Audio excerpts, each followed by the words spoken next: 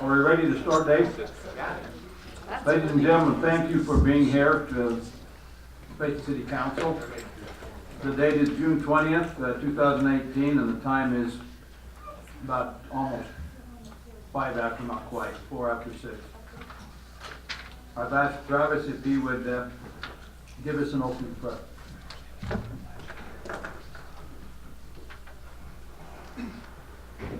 Our dear Heavenly Father, we are grateful to be gathered together as a city council meeting and to be able to talk about the issues of the city and those things that are trying to get approved. We ask you to please bless us to have a clear mind and to be able to do those things which are in the best interest of the citizens and the residents and the businesses as a whole. And we say these things in the name of Jesus Christ. Amen. I've also asked Carl if he would give us, lead us in the pledge.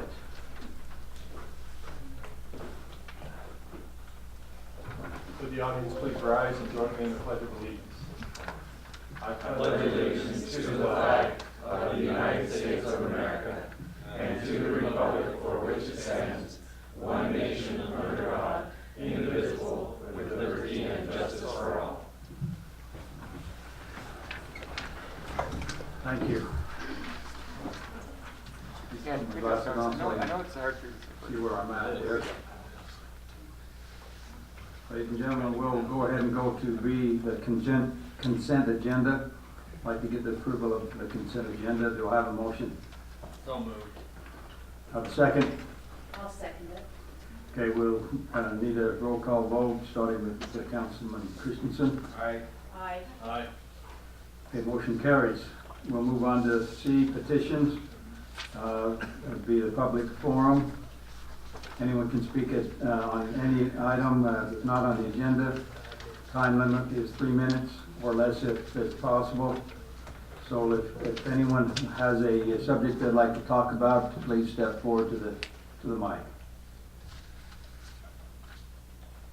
Okay, not seeing anyone making that up to the front, we'll go ahead and go on to staff and council reports. Any staff reports?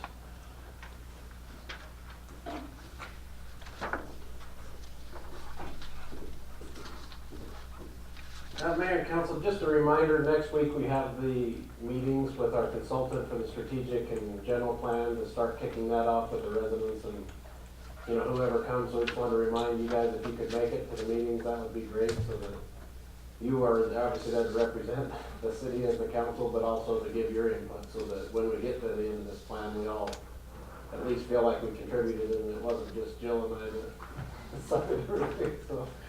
But yeah, there's one Wednesday during the day, and then there's a meeting Wednesday night with the West Mountain residents that whoever comes, and then there's the one Thursday night. So you can make them all great, but if not, you know, at least try to hit one of them. So.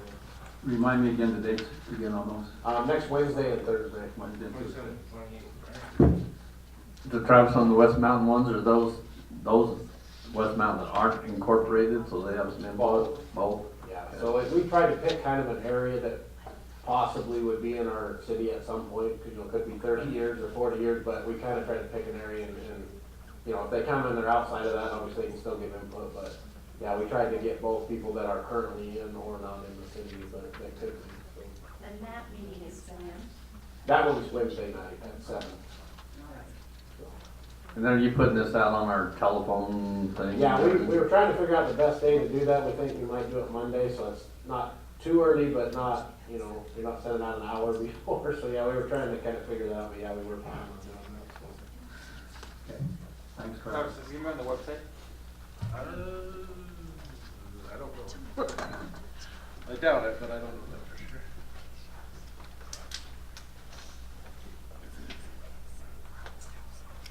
Mayor and council, I just have a couple things. First, the pavilion on the park's coming along quite nicely. Looks really good. I think they've done a good job. The tongue grooves being stained, and then next thing we'll start rocking the pillars.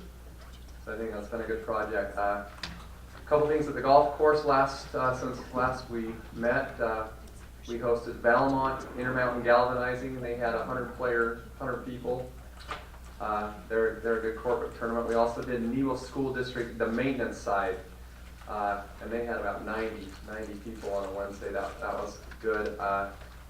We've got a busy The busiest for the outside outings and stuff is coming up. Usually it's July, August, but it's been good. It's been busy when the weather's good.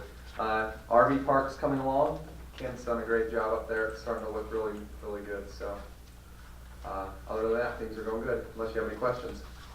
I'd just like to, I've had a lot of good compliments about the park and the Bowery there, so I think that'd be great. Oh, thank you. I'll pass it on. And Dave came home from work today and said that he spoke with a gentleman from Salt Lake and noticed it was an RV park, that it was Yeah. moving along, and he said that he had golfed down there before, up there before, but wondered why we hadn't done anything with the RV park and how tickled he is. Yeah, it's been. We had a meeting on it yesterday, but it's been amazing. Just the amount of interest and people, even out of town. I was playing in the tournament. I was playing in the Provo Open, and I had a golfer, come find me out on the golf course to ask me about the RV park. You know, it wasn't the right time for me to really discuss it during an event, but he was really excited. So we've had a lot of interest. So it'll be nice as soon as we can kind of get everything buttoned up to know when we're going to finish, then we'll really start promoting it and hoping. And I told him the other day, it was interesting calling around that just the restaurant at Palisades State Park, the restaurant at the golf course did $4,200, $4,200 or $4,500 in one day of sales at a restaurant. That would put that in perspective. That's probably like a 3-week period for us. So we're hoping we don't only get the revenue from the overnight stays, but it'll, you know, it'll transpire to the restaurant and golf and, you know, Carl's events and everyone's events that come into town. So I think it's a great project. So another thing, I'd like to mention to the public that our golf pro was in the golf magazine. oh boy, Wow. I know, talking about that shot you made. I'm still at work today, so you know it wasn't that great. So, but thank you. It's pretty cool. Centerfold on Playboy. Yeah, right. Now, don't be mad at me, Tracy. I'm not mad. I'm more embarrassed. Mayor and council, I'm just, this is the time of year where I just get so excited because the events, instead of just thinking in my head what I've got to do, now I can actually start doing stuff, so it's fun. So I just kind of want to let you know what I've been doing. So, Friday we have the Chambers movie, Ninjago. Now, I'm not a kid movie person, is that how you say it? Ninjago? Yeah. So that's Friday at the Patini Theater. Saturday is the Chief Bishop's Bike Rodeo, and it's here, and that's at 9, I believe. We have July 13th and 14th is our Scottish Festival. July 14th is the Western Heritage Night. And just to let you know, our salmon supper tickets are online. And as I requested to do all online sales, we are selling them here too, but we are pushing for mostly online sales. So it's wonderful. I can track. They went on sale Thursday, and we've already sold 300. So I'm able to just watch exactly. So if during the time periods, how many people are buying tickets. So it's gonna be exciting. I'm sure you've been to the park and seen what a fantastic job our parks crew and all the crew, Tracy and everyone has done on the pavilion. If you've just driven by and looked at, get out of your car and actually get under there and look. It's absolutely beautiful. The woodwork and everything is, it's beautiful. So this year for the salmon supper, you know, our food was already perfect. So now we're gonna work on these other things and make it, you know, I'm not gonna use the word perfect until we went through event 1 year to get out the flaws, but just the way we'll wrap around, we'll just do everything different. I'm having vendors in the Memorial Park to entertain the crowd, and I'm really excited. I think it's gonna really be a very positive experience for everybody for the salmon supper. Also working on a tour of Utah. I'm excited to say Young Living has agreed to be our top sponsor for that, and our billboard will go up on Saturday, and it's beautiful. So if you don't think it's beautiful, I don't want to hear it. It's awesome. Okay.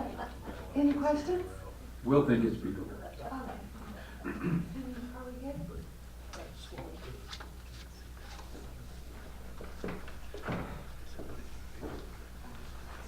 I just want to pass on a couple of positive notes. We were in meetings today, one with our Home Builders Association regarding our impact fees that we had in front of City Council last time, and it was really good, positive meeting.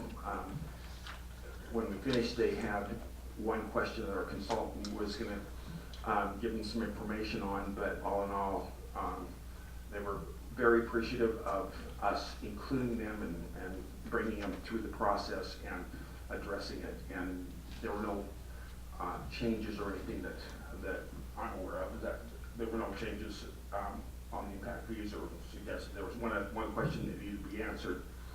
And then Dave and I went to meetings on another issue today, and after we got done with about 45 minutes to an hour of our problem, what's their name? Destination Homes said, before we leave, we want you to know that it has been really a positive experience working with Payson and bringing our project there. The project is the depot that they've got under construction, and it was just compliments all the way over tomorrow. And Dave and I indicated that we would make sure that we bring that back, share it with those that actually deserve the credit. So those are positive things. Thank you. I've also had those same type of conversations and compliments about working with Payson.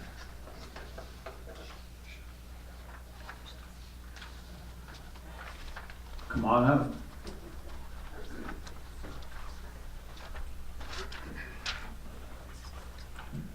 Good evening. I just wanted to report on how the library summer reading program is going and invite the council members to sign up for our summer reading program, which I think Brian already has, or your wife signed you up because you're in there. Yeah. Brett, I'm sorry. Oh, Brett. Oh, then you're not. Brian Christensen is though. Brett. That's what I'm saying. So whoever Brian is, I combined two. I know my I've wife. combined two names right there. Time. So none of you are signed up then, sadly. We're doing really, really well.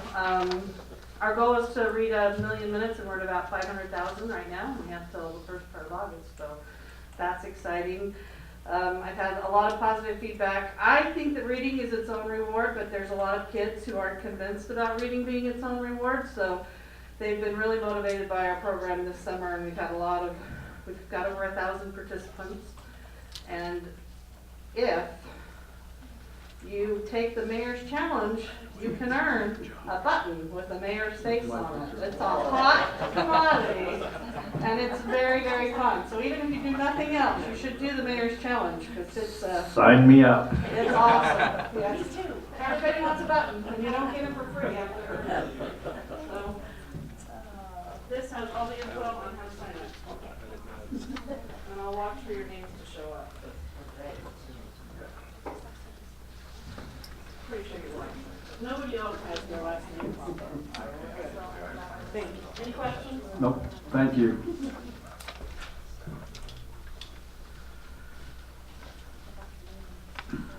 Any other staff?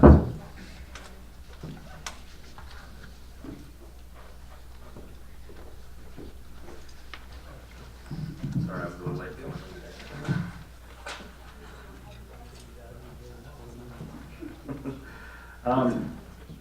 Last couple of weeks in June, we have a total here of 61 arrests, 99 offenses, 126 citations, with the result of 160 violations, 800 calls for service, 1 DUI, 229 traffic stops, and 16 traffic accidents.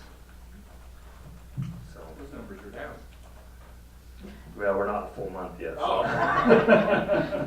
That's only the first 20 days, so we still got a few weeks to go. I don't know, Jean said she talked to you about the bike rodeo, so that's on Saturday, so hopefully you guys can come. Last week we helped with the Payson Orchard Triathlon event, went really well, so we've been really hitting nuisances. We're dealing with about 132 properties right now that we're working on. We still got about another 400 to deal with, so we're really, really busy in that area.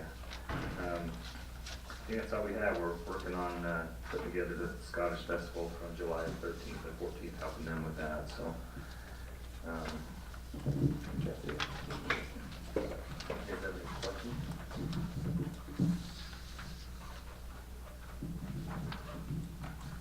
Thank you, Chief.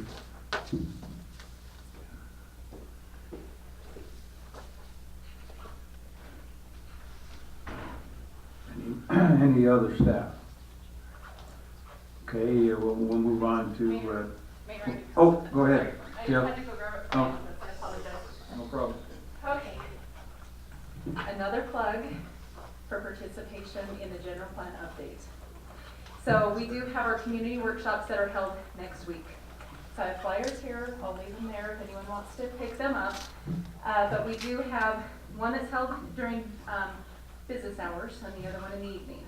So the first one will be held on Wednesday, June 27th from 1 o'clock to 3 o'clock here in the City Council chambers. And then Thursday, June 28th, it will be in the banquet hall here at the City Center from 6 p.m. to 8 p.m. So we encourage the public to get involved and for staff to get involved, for the mayor and city council to get involved. Come out and work with your constituents to put together the long-range plan for our community. That's going to help guide the growth in our community over the next 30 years. We also have, and I will email this out because it wasn't in my previous email to you, we are having, as part of that general plan update, we will be having a meeting, a community workshop with West Mountain. There's a lot of area in West Mountain that is part of our growth boundaries, and so we have sent out letters to many of the residents and the property owners in West Mountain, not just what's been annexed into the city, but all of the area, to get them to come in and help provide guidance to the city of what they would like to see in that area if and when that property is developed or annexed and developed, which it may not be for many, many years, may not be at all. But we definitely want them to be part of that process. There's been a lot of changes that the West Mountain residents have experienced over the last few years with county regulations and different uses going out there. So I know that they have been concerned about the future of that area, and we definitely want to reach out to those West Mountain residents and listen to them and find out what they would like to see in that area. So that will be on Wednesday evening. So we've got the workshop in the afternoon. We have a meeting with the West Mountain residents at 7 o'clock on Wednesday, and then the citywide workshop again on Thursday evening. Where is that 7 o'clock meeting with West Mountain? It's going to be the banquet hall. We're anticipating that there'll be good turnout. I don't know if there will be, but we've done everything we can to, get some information out to them, and even got on there. They have a Facebook page, West Mountain Matters Facebook page, and we posted information on that to try to get it out to all of those that are interested in the happenings in that area. So if you know anyone that lives in West Mountain, have family that live in West Mountain, definitely invite them to come to that meeting. So anyway, I'll leave these here, and then I did send a copy of this to the mayor and council, so spread the word, neighbors, family, friends, all of your networks, so we have a really good turnout as we move forward with this project. Thank you. Thanks, Jill. Thanks, Jill. Okay, we'll move on to council reports.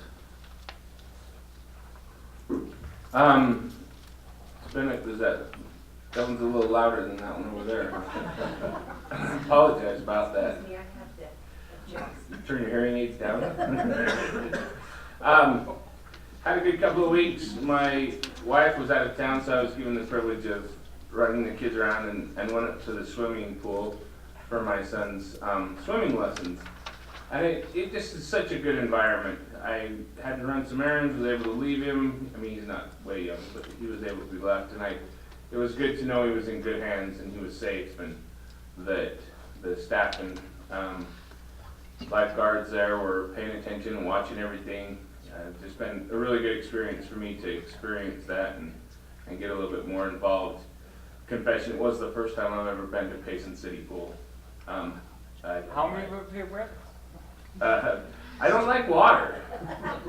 I don't. My sons ask me all the time, take us to the pool. I'm like, over my dead body. So that's just a personal thing. I kind of have been wondering a little bit about the pickleball courts. I know currently we're looking to slated to put those in at the main park here on Main Street. But I'm kind of, as I've been up there at that swimming pool, looking at that, I wonder if it wouldn't behoove us to keep it up, put it up there. Just kind of want to mull it over a little bit and think, and it's probably too late for those kind of decisions, but kind of make it more of a sports-centered area and keep it all together. I don't know, just food for thought, throwing it out there. Think about it. If you go, oh, that does sound like a good idea. I haven't seen any dirt turned over. It's never too late until the first pickleball's hit. Yes? Just a suggestion, there's only so much parking in that area, Yes. This is true. so keep It's already, it, Just cramming another, it all together. just another suggestion, part of the reason why it's going where it is to get rid of the eyesore that's in that park. So if we do move it, then we gotta figure out something else. 3 inches of asphalt would cover it up too. Asphalt will cover up anything. I know. That's my thought. I just throwing it out there, just as I'm thinking. Absolutely, yeah. But I mean, and these are all good arguments, and there is limited parking everywhere we go around here. So And I think it would be another reason to place it there is to continue to make that a viable park. You know, that Right. people want to come to. Not that they don't want to come to it, but it would continue to make it a viable park and attractive park too. just food for thought. Just throwing ideas out there. It's good to hear feedback on things. So otherwise, I think everybody's been doing a good job, and I really appreciate it. So keep up the good work. I just have a couple of things. I was curious, and I can't see anybody from the chamber that's here, but I wondered how come they didn't have the hot dog roast thing down at the, we've been down 2 weeks. I think they're tired. They're tired? They're tired, yeah. They've been talking about doing it again, but I haven't. They had that one big one and said to everybody, we'll be down here and have it, and so I've had to feed my husband on Monday. There's a few restaurants down there. You could have just walked Looking anywhere. forward to those, so I'm just, yeah, there's plenty. So I don't, and you know by the looks of Dave that I don't feed him a lot. I know that you were thinking that, Tracy. Or I eat what he's supposed to eat. Anyway, I was wondering if there was someone we could call, or, Can I talk to Shelley? yeah, we had a big thing full of pennies that we were gonna bring down, and Dave took them down there, but no one was there, and I said, did you take them into the library? That's where they need to go, so we'll be down with those. I don't have anything other than I wanna. Not chamber. The Lions Club. The Lions Club, I meant Lions Club, sorry, yeah. I don't have anything other than, I wanna thank everybody for all the work they do. We've been down and looked at the gazebo, and it looks so nice, and gazebo. It's not a gazebo. Pavilion, and it looks so nice, and we appreciate everybody and everything they do. I know that the staff works hard, and we appreciate all the work that they put in. Yeah, I just have a couple of things. One is, about a week ago, we had Val Hale down here. He runs GoEd, which is a government's Office of Economic Development. And the mayor and I went around with him. We went and saw 3 businesses out in the business park. We went out and saw Rocky Mountain ATV, Temkin, and Liberty Safe. And And they were very impressed with the businesses we have here, so it's good to bring somebody from Salt Lake down here to visit our businesses, so our businesses appreciate it also. They had good things to say about us too, so. Then one other thing is the downtown, the organization's up and running. I don't know if you saw the paper today, but they're doing things, and they had a cleanup last week. And then they're planning on having some cornhole, which is that beanbag toss thing, tournaments downtown coming up in July. So they're doing some things. It's gonna be fun to do some things downtown again, so thank you. Okay, thank you for those comments. We'll move on to number 3. I don't believe we have any scouts in attendance, do we? If we do, we certainly want to notice it. Yeah. Okay, then we'll move on to number 4. Dave? I just wanted to make a comment. The Woodbury Corporation was going to come down and give us an update. Taylor Woodbury, who's the one who wanted to come, could not make it. So I didn't want to have just some of the other people come. So we moved that to the next meeting. And the next meeting we have in July is the 18th. So I just want to let you know, so we'll strike that from the agenda, and they'll be down there on the 18th. We'll look forward to that. Mayor, I was wondering if I could make a motion. You bet. I'd like to give you the authority to amend the agenda. Okay, do I need a motion for that? Is there a motion? I made a Then you made the motion, the second. I'll second it. Okay. All in favor? Aye. Okay, motion carries. In light of that, we'd like to move to 9 and 10 on the agenda, if we could. Number 9 is sale of property. It's a resolution, Utah County parcel 0001, 002, 0003, located at 1252, 1242, and 1218 west on 1130 south. Mayor and Council, we had an offer to purchase those 3 lots down by Walmart. They gave us a proposal of $300,000 for those 3 lots. We countered for $330,000 and they accepted that. We put it on the agenda, passed a resolution to ratify the real estate purchase contract for that land. So unless you have any other questions. I do have a question on that, Dave. Do we have to declare that as surplus first? We do not, because it's not they're each separate parcels. They're under an acre. Okay. So under our ordinance, under state code, you have to define what a substantial parcel, and our ordinance is anything over an acre. Okay.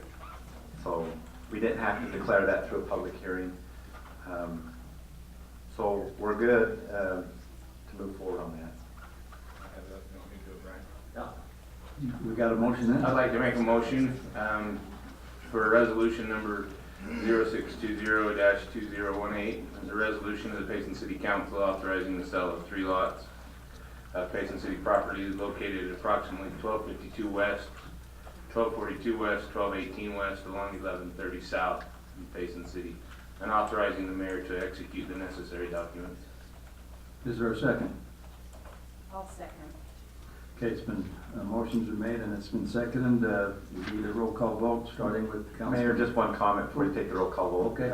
In the documents, it does, they have a 90-day period to be able to do their due diligence. So there's a possibility if they decide not to within that 90 days. So it will close, within the next 90 days if it does.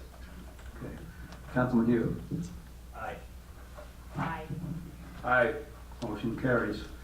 We'll move on to number 10, purchase of property, the resolution, Utah County parcel 0212 and 0211, located near the Gladstone Golf Course. Gladstone, didn't I say that? You said Gladstone. Oh, Gladstone. Gladstone, sorry. Yep. I knew that. Just mispronounced it. So Mayor and Council, this is the property that we've been dealing with for quite a few years. They've had it listed on KSL in different places for quite a bit of money. It's come down quite a bit, so we made an offer for the 425. They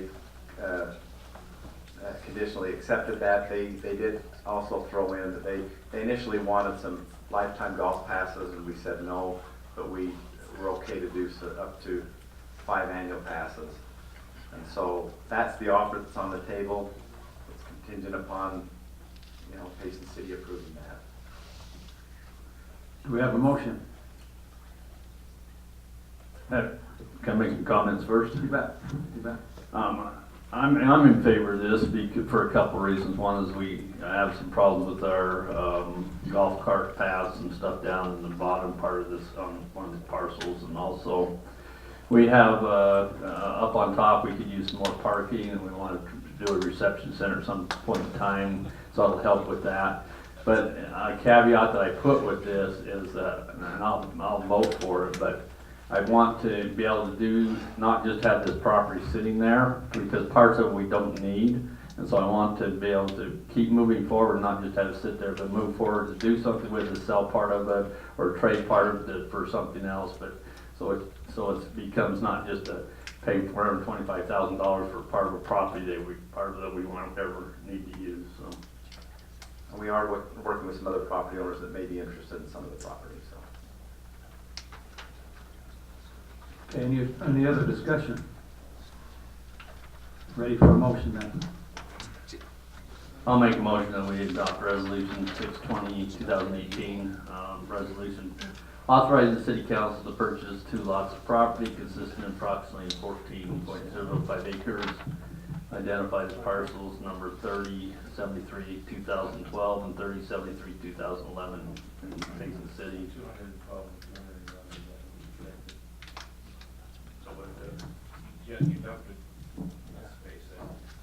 Okay. And have the mayor execute necessary documents, and we're purchasing $425,000 with 5 annual golf passes. Yeah, they did do a counter offer, and we'll have the mayor sign that. Okay, we have a motion. Is there a second? I'll second it. Okay, roll call vote, starting with Councilman Christensen. Aye. Aye.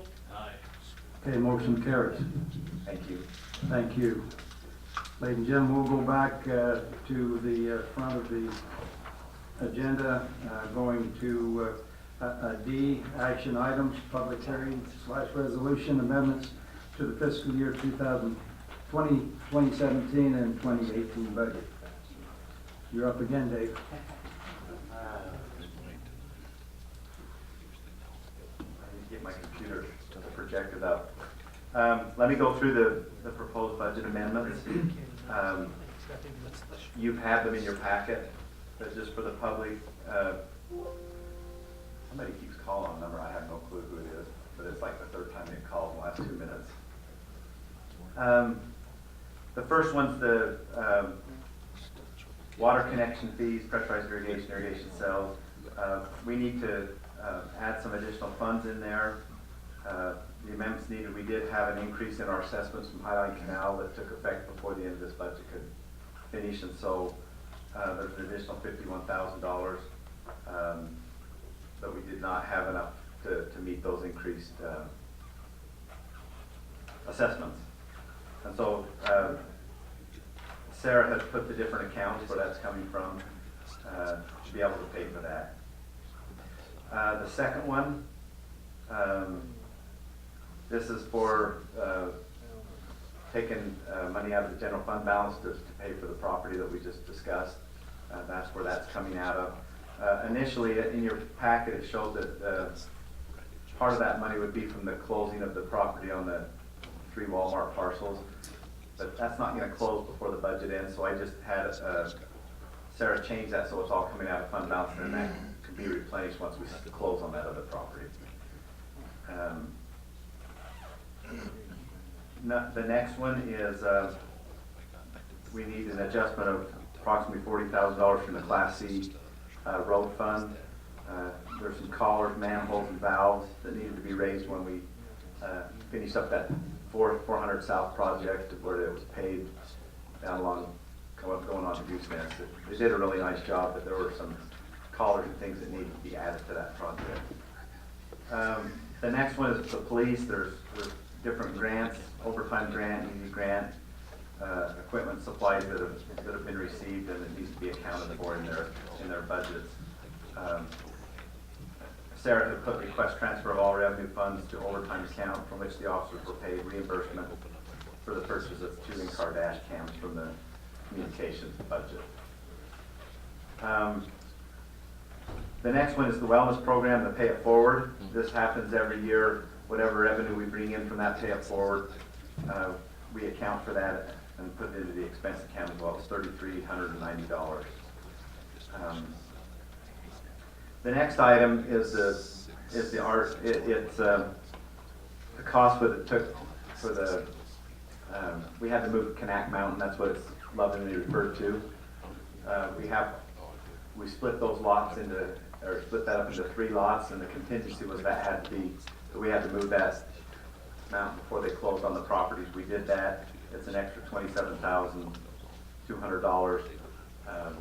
That will be paid back when we close on those properties.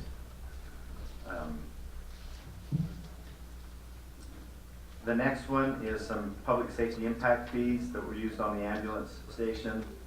I don't know if Scott's here, but I think he worked through that with Mark. It's additional funds that need to come out of the impact fees to pay for some of the work that was done on the ambulance building.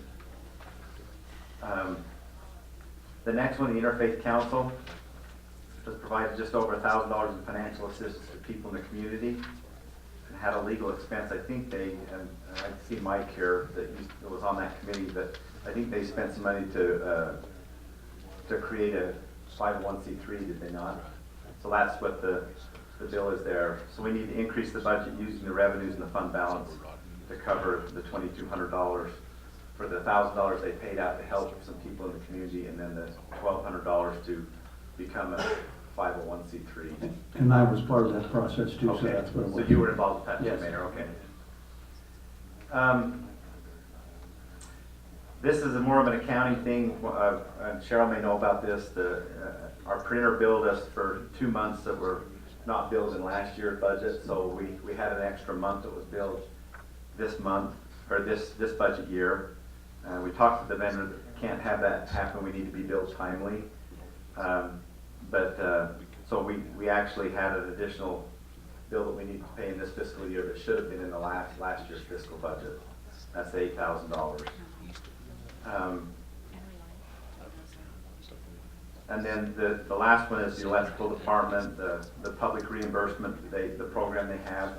They increase their expenses based on the revenues they brought in. So that's just a wash that they have to account for. It's $57,964. Those were the changes in your packet. If you have any questions, comments, Sarah tried to explain it in the agenda request and things like that, and then she's happily at girls' camp hurting some young women this week, so I got to fill in for her. Do you have any questions on the budget amendments? If not, it's a public hearing. We can open that up. I don't hear any. Ron, you have Councilman Bueller, you have some? I'm just gonna make a motion that we go into public hearing, if that's okay. You bet. I'll make a motion we go into public hearing. Okay, is there a second? I'll second it. Okay, all in favor? Aye. Okay.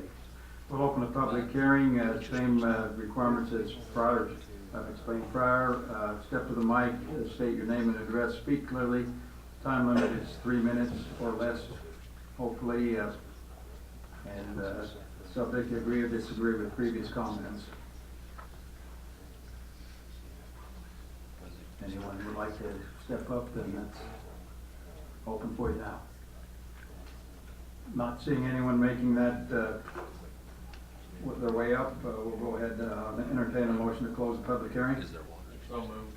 Seconded. Okay, it's been moved and seconded. All in favor? Aye. Okay. So just one last thing, Mayor, on this.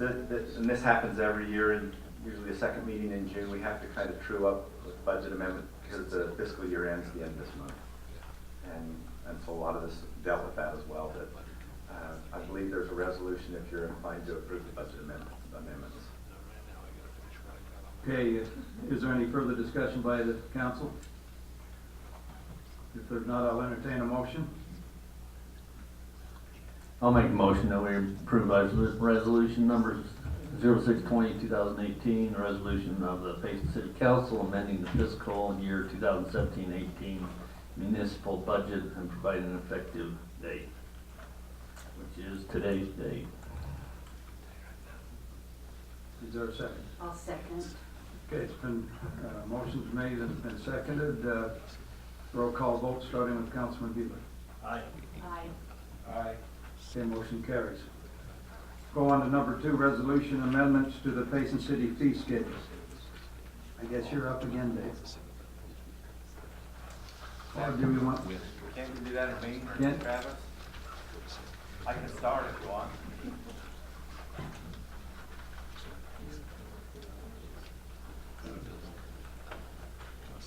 Mayor, council, I have, we have in front of you some proposals for amendments to the, I guess, 2019 fee schedule. I'm proposing a classification change on the Class 5 landfill. Currently, it's commercial, under commercial loads in the Class 5. The fee for unsecured loads currently states any unsecured load. We want to change that wording to commercial unsecured loads. And that is, it remains at $58. Then we're proposing, excuse me, on unsecured resident vehicles, an unsecured fee of $5. The reason behind that is if a resident comes in and he has 300 or 400 pounds of unsecured waste, $58 is really a violent part of some of the altercations we have out there. It's rather extreme for $58 in my opinion. So we're trying to mirror some of our neighboring landfills and keep that more in line with the system. The transfer station is at $4. So we're proposing that. Then on the unincorporated county residents, we're proposing that go to $12. That is in line with the South Utah Valley Solid Waste District. What we're finding is, and we're currently at 6, what we're finding is we're starting to pull a lot of the residents that go to the district because we're half the price. They pull into the South Valley District and they have a line there. They come over here and impact our residents with a line for half the price. So that $12 is in line with the out-of-district customer fee schedule at the South Valley Solid Waste District. Can you clarify? I was a little confused when you're saying district. So within Payson City residents, or I know that we have some of our neighbors out there in West Mountain that deal with all the traffic and the garbage blowing off of it, and I worry. Does that include them at $12 if they're a county resident, don't live in Payson City, or that would? Is there kind of a happy medium in there somewhere for those that are right there along that stretch that deal with it? That's my only fear. They deal with all the traffic and everything, and then kind of throw this at them. I don't know. Yeah, I don't know how you quantify by location. I don't know how you do that. Currently, Elk Ridge and Santa Quinn are under a contract that supersedes some of the fee schedules. So though the South Park, Payson, Santa Quinn, and Elk Ridge are geographically covered, the unincorporated part can be anywhere clear to Linden. Right, could be.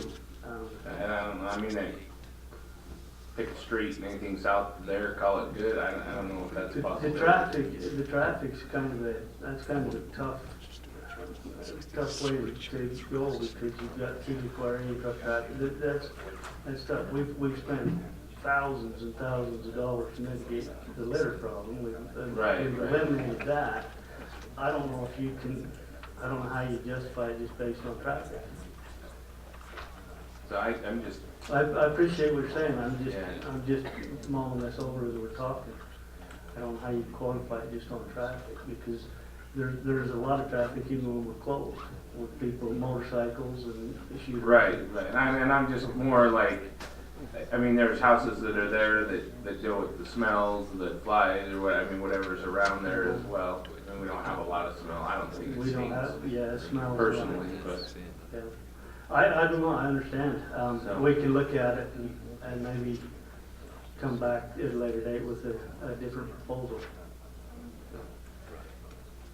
But that's my 2 cents anyway. No, I understand. I understand where you're coming from. We hadn't taken it into that depth. This, like I say, Council Mayor, this is an attempt to mirror the district transfer station in Springville. When they get stacked up, they leave and come here, and we have tracked it. So we've had residents from as far as Linden, or non-residents, traffic. I have a couple of comments and questions. You have on the unsecured loads, residential, we don't have anything for non-residential unsecured load. You have the commercial, but what about a non-residential? Does that need to be clarified some way? I kind of think it falls to the same. If you've got a pickup truck, they're being assessed a higher fee anyway. Again, we didn't take it into that minutia, but we could. The whole thing was, if you have a resident or a non-resident, a customer come in, he's got 300 pounds, 400 pounds of trash, and he didn't secure it, $58. So that was the train of thought. We based it on a residential pickup truck. Brian, the way I see that is it's a little bit different than the non-resident resident. This is commercial waste and residential waste. Commercial waste are those commercial haulers that have unsecured. This would be just a. Well, it says residential unsecured load. Yeah, it actually says So I think you unsecured could say loads. residential and non-residential. It does say resident and non-resident. Well, that's crossed out. Yeah, you cross that out. Oh. My bad. I didn't realize we crossed So that. yeah, we could put that in parentheses, for that. Non-commercial, residential, non-residential. Yeah. Right. And that was up at the $58 one, That's- right? yeah. And that's where it was crossed off at. So you just move that down to the $5 one. Yeah, I think that's a good catch, so we can move that down to the next level. In the motion, we ask that, for clarification purposes, that we take out, strike out, and take out the redundancy, because it's, what's struck out is resident and non-resident, and then it goes residential, if we do that. So just resident and non-residential, resident, unsecured loads, and we can make that clerical difference there. So And I put in the wording, but also non-commercial. So it's clarified as non-commercial. So non-commercial, Resident. resident, non-resident. Right. Resident. Resident, non-resident, non-commercial unsecured load. So both of them would be charged the $5, right? Then the other thing I have is, I think it's good to have people come to our landfill from out that are not residents. But I can see, I don't want to charge the same fee that we charge our residents. So I would probably do something like $10 or something like that, so these will still come, but we make more money.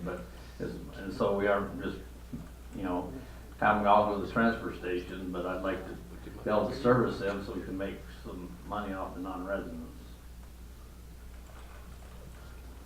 Could we make that change tonight to $10? You're the boss.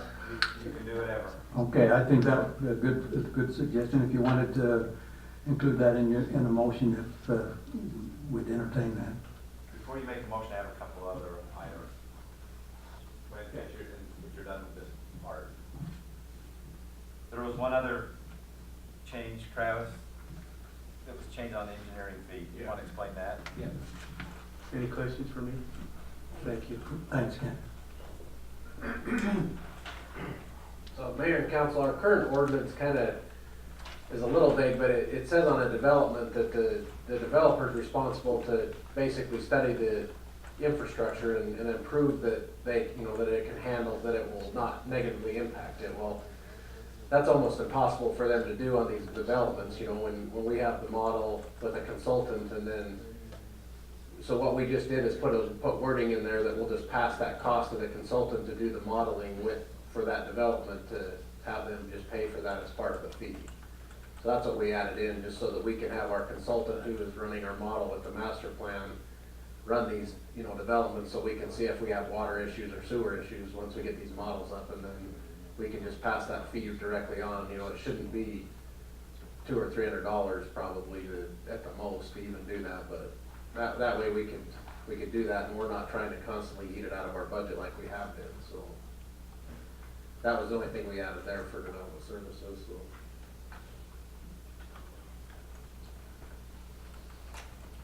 Unless you have any questions. And then I have one other thing, and this was not a proposal that was in your packet, but back on the landfill, I got an email yesterday, so I thought I'd bring it up to you if you want to consider it, that under our contract with Republic Services that does our curbside recycling, every year, based on the consumer price index for gas prices, they can increase the fee. So I got an email yesterday from Republic that said this is our annual review.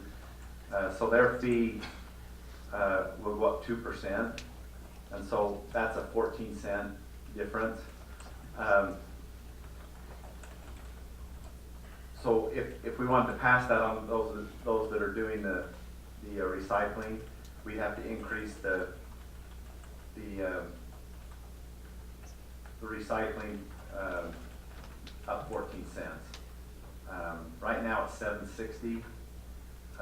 Is what we in our fee schedule here at $7.60. We'd have to move that to $7.74.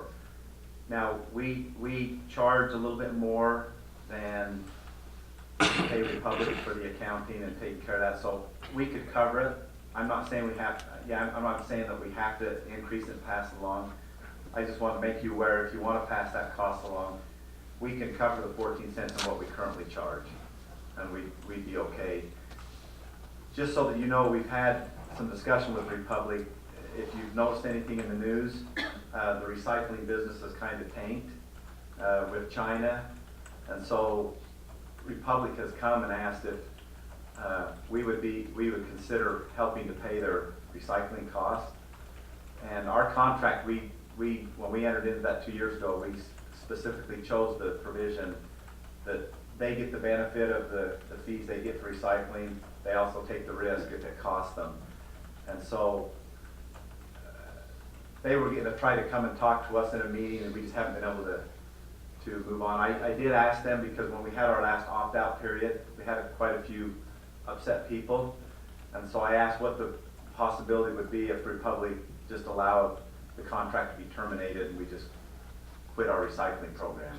I know we might have some people upset with that, but it seems like the costs are going way up because of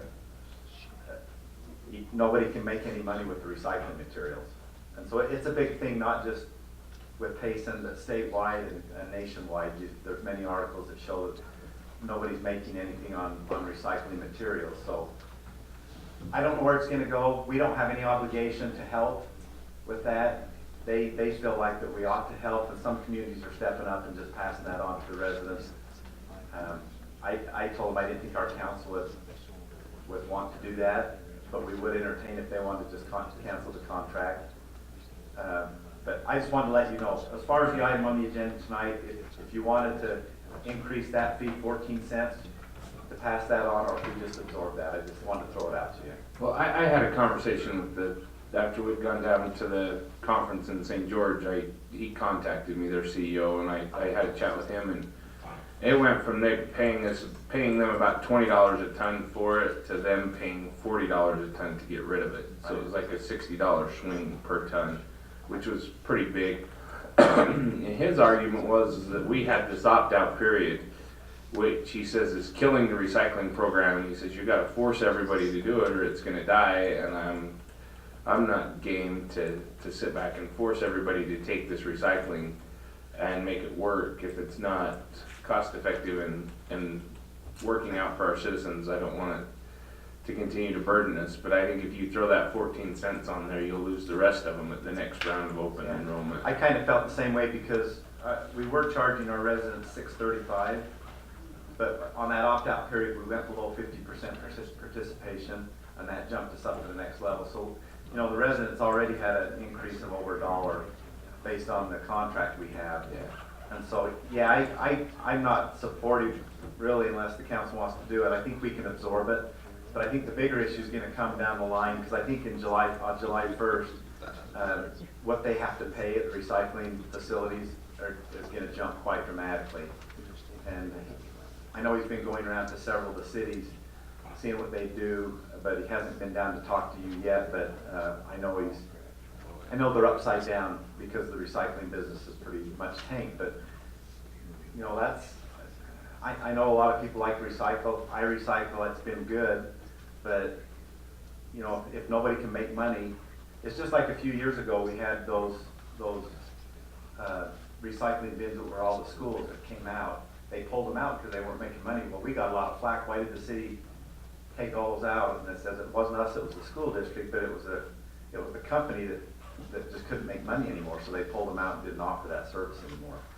And if it keeps going the way it is, I don't think there's going to be any recycling going on because it's just too expensive. And that's my own opinion. It could be different, but reading the articles that I've read, it seems like there's just not a market right now for recycling material. So it will come to you, you know, soon with Republic. Well, that would be my input too, knowing that I don't get to vote for, but I would think that we could absorb that 14 cents and help the citizens out in that respect. Okay.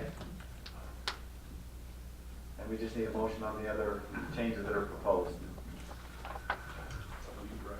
I'll make a motion that we adopt resolution 620, 2018, a resolution amending the Payson city fee schedules outlined with a couple of amendments to that. One is that where the strikeout is of resident and non-resident, we unstrike that, and it says resident and non-resident non-commercial loads at $5. And then under the non-Payson city residents for up to 1 ton, change it from $12 to $10. Okay, motion has been made. Motion's been made. Is there a second? I'll second that. Okay, have a motion and it's been seconded. Have a roll call vote, starting with Councilman Christensen. Aye. Aye. Aye. Motion carries. Okay, number 3, resolution authorizing the city treasurer to write off certain uncollectible debt. Cheryl.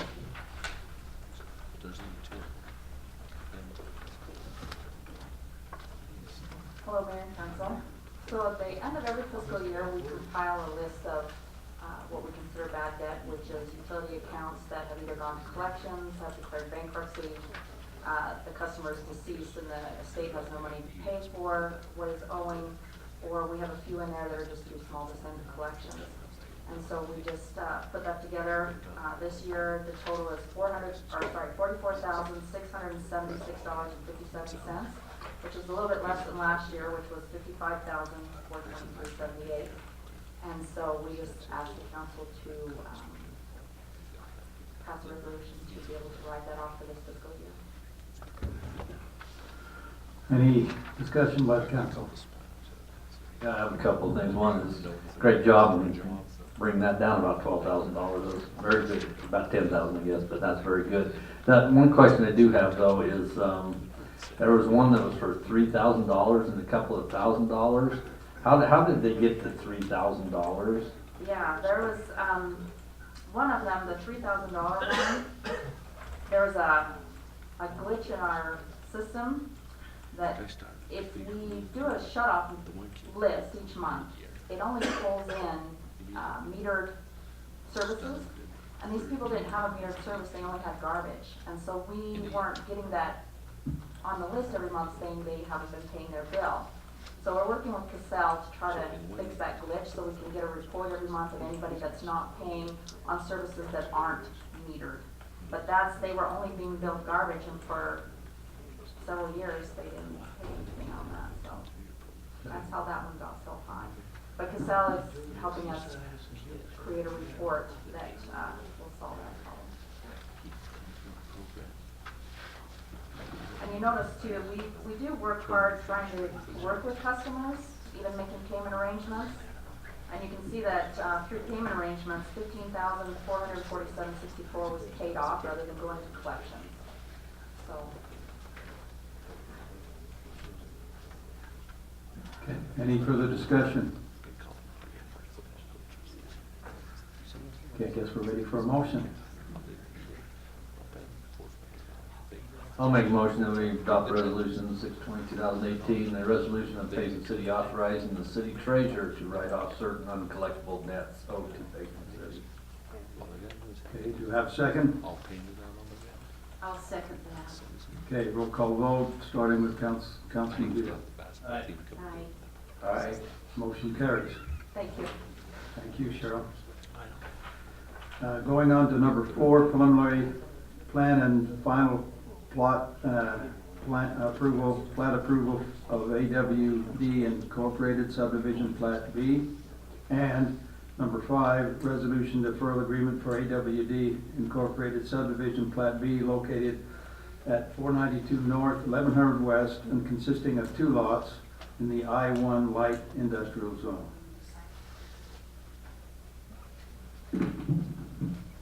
Okay, Daniel.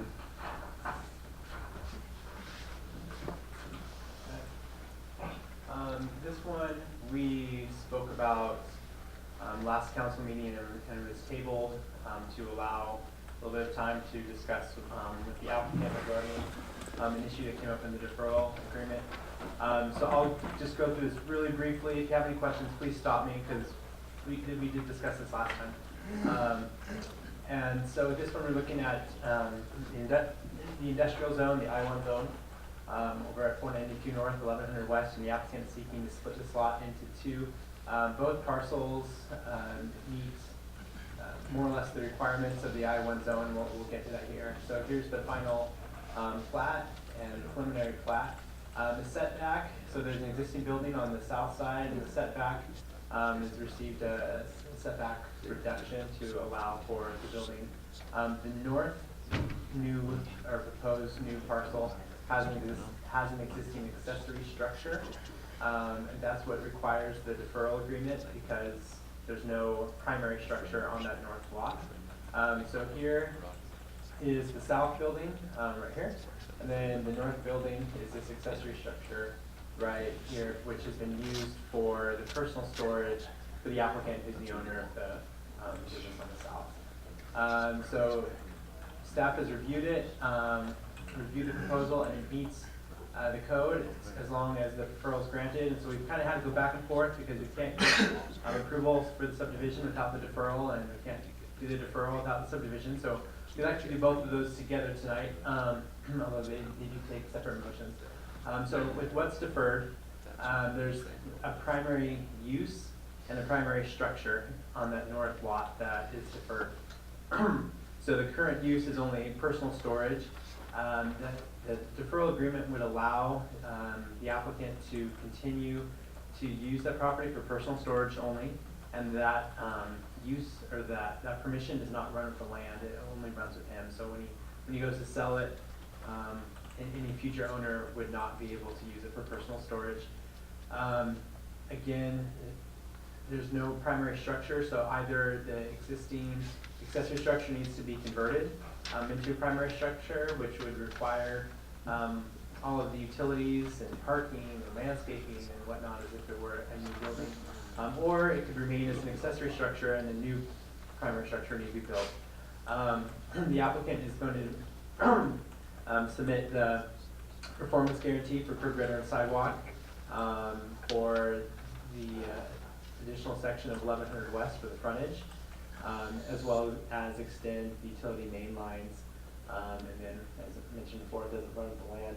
And there was some confusion with, or I don't know what it would be, but some disagreement with some of the language in the agreement from last meeting, and we were able to discuss this with Mr. Wilson and amend it, and the city attorneys reviewed it as well as staff, and we come to an agreement. It's still the same terms, it's just the way it was worded. There's some ambiguities. So tonight, well, I guess some history. It's gone to Planning Commission, who recommended approval back in May. At that time, they held a public hearing, and there weren't any concerns from the public. And then again, at the June 4th City Council meeting, we discussed this, and it was tabled. And so tonight, the hope is to obtain a motion for a preliminary plan and final plat approval, along with approval for Payson City to enter into that deferral agreement to allow Mr. Wilson to continue to use the storage shop for his personal storage, and only Mr. Wilson. Any questions?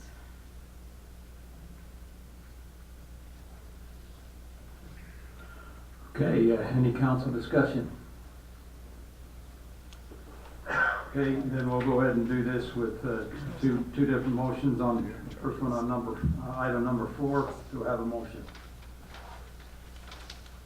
I'll make a motion that we approve the preliminary plat and final plat approval for AWD Inc. subdivision plat B, parcels 34,298,001, consisting of 2 lots in the I-1 light industrial zone. Is there a second? I'll second that. Okay, this calls for a roll call vote, starting with Councilman Christensen. Aye. Aye. Aye. Motion carries. Item 5, is there a motion? Also make a motion that we adopt a resolution doing the deferral agreement with AWD Inc. in the subdivision plat B, consisting of 2 lots in the I-1 light industrial zone. Okay, is there a second? I'll second that. Okay, moved and seconded, calls for a roll call vote, starting with Councilman Hewlett. Aye. Aye. Aye. Motion carries. Okay, we'll move on to number 6, preliminary plan and final plat approval for Petit Neat Cove subdivision located south of 500 North, between 4 and 500 East, and consisting of 5 single-family dwelling lots and 4 twin home structures in the R1 7.5 residential zone. Okay, PowerPoint's thinking about it. Oh, here we go.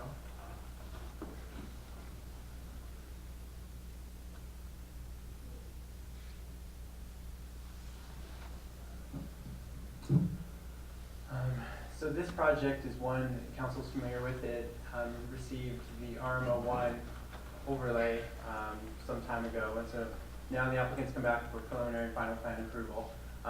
As a brief overview again, the RMO1 allows for an infill tool that's slightly different than our standard R19 or R1 development, in that it allows common space so that homes can be clustered together. It allows for a mix of single-family homes and duplexes or twin homes, and it does an average density rather than a per-lot density. We'll retake that per-lot density and we spread it throughout the project. It has strict architectural standards in terms of the building form and the materials, orientation, and whatnot. And then there are requirements by the community design, the lot frontage, the layout, as well as how the private roadways and alleyways work. So the applicant has been working for quite some time with staff with this project, and we've gone through several iterations, and we've finally come to a final one. So in terms of location, we're looking at 500 North and 500 East on the southwest corner of that intersection between the elementary school, so right in that area right there. It consists of 4 parcels, the 3, and then there's this one as well.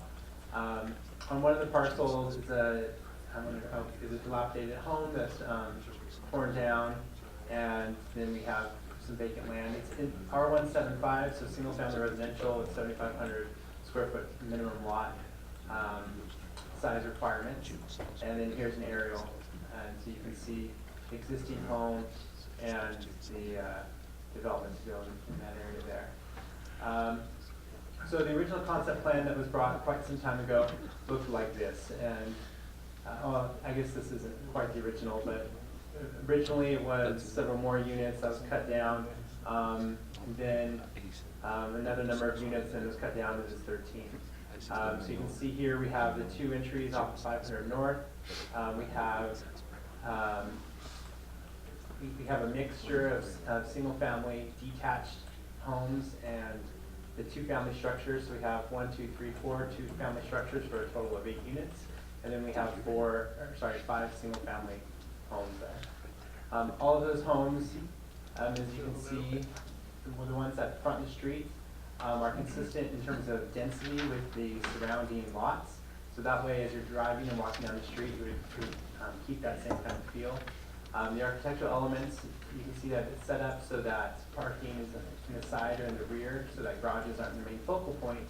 And that kind of architecture is carried out, or design is carried out throughout the project, where you have a common space with porches and architectural elements whenever there's a common space around it, and then parking on the alleyways. So the existing trail that goes along the Petite Neat Creek, so the creek goes along here. Elementary school's over here with a crossing. This trail will be extended to the south to provide better connection into this neighborhood. So here's a picture of the existing trail heading north. This is the junction where these steps go down across the creek. So here are some renderings of the typical homes that would be built in the subdivision. And you can see with the homes that we have a recessed garage, so it's stepped back from the front of the home. We have porches, a steeper roof pitch, large windows, building materials consistent with the RMO1 zone. So here's the site plan that's proposed. The only difference between there is I guess I should say, a very small difference between what was in the council packet. That's right here. The owner has worked out with the Hearst property. The Hearsts have an accessory structure that's back in this area that was pre-existing, and since this whole area was vacant, almost ag land, that was built in a way that it wasn't accommodated very well with the new development coming in and a new fence going up. And so to provide some setback and to make sure everything stays on the Hearst property, the applicant was able to work that out with the Hearst, that the applicant sold some property to the Hearst. So that's reflected right here, but other than that, this is the site plan and the final plan, preliminary plan that you see in your council packet. So final plats right here, and you can see the little jog out. So again, with the 13 units, the density averaged out is 5,700 square feet per unit, exclusive of the roadways. The parking, 26 garage spaces. Again, so that's 2 garage spaces per unit with 13 additional off-street parking. So people can park on the street, but right here we're looking at 3 off-street parking spaces per unit. And then again, all of the units need to adhere to the RMO1 overlay requirements. So Planning Commission reviewed this and recommended approval and held a public hearing. The comments from the public hearing were in the council packet from the minutes.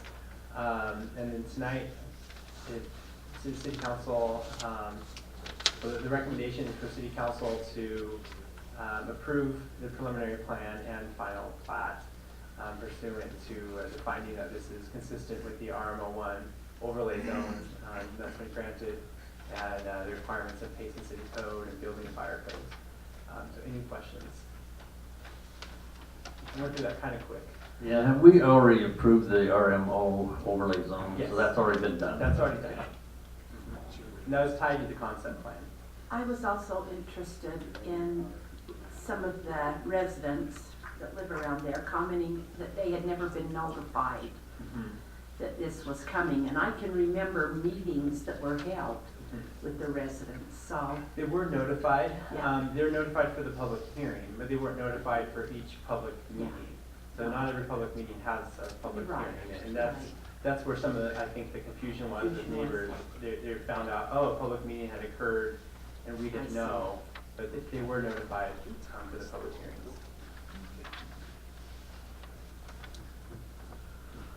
Okay, any further discussion by the council? I have one more question. With the fire, going, it's pretty small and tight, there's no turnarounds or anything like that. What are we doing about the fire?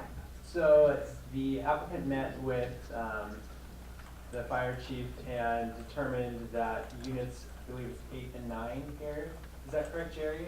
Just 8 and 9 are fire sprinkler. Right. Rather than have a larger turnaround or some other accommodation, several proposals were discussed, including bringing this all the way around or having a crash gate or various things to accommodate the fire code. And ultimately, it was decided that 8 and 9 would just have sprinkler. And there's a turnaround. Oh, and there's a turnaround down here. Hammerhead. Yeah, the hammerhead on the south. Meets the requirements. Yeah. That meets the requirement down So there. the hammerhead meets the requirements for this portion, yes. And I'd like to comment too that I'm really pleased with the layout and with less amount. It looks good. Yeah, when I saw the first one, I wasn't super pleased with it. Not loving it. I'm a little concerned that this north part of town, they're taking all of my pressurized irrigation pressure as well. This is stone's throw from my own home. And I know that the impact fees, this will make a grand total of, I think it's 32 new houses in less than 4 city blocks. Just to make everyone aware. And I do worry about some of those facilities and the impact and the engineering reports on how much that will impact what's going on there. So just want staff to be aware that we are aware of that we do need to keep our water pressure sufficient to run our sprinklers at night. And I do hear the complaint often that they just don't have the pressure when we are required to run them. So let's just make sure that we're not bleeding those poor little 6-inch lines dry, literally. So anyway, I did have one other concern. Not this one didn't show it, but you're probably 100 feet from connecting that trail back to the main road.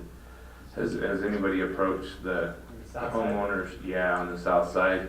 There's one homeowner there, and I can't fault them for not wanting that. Yeah, it's premature right now. It's been floated, but it's never been formally discussed. And honestly, I don't know that it wouldn't hurt to bounce it over and run it along the other side where we're on a little bit more public property with Nebo School District.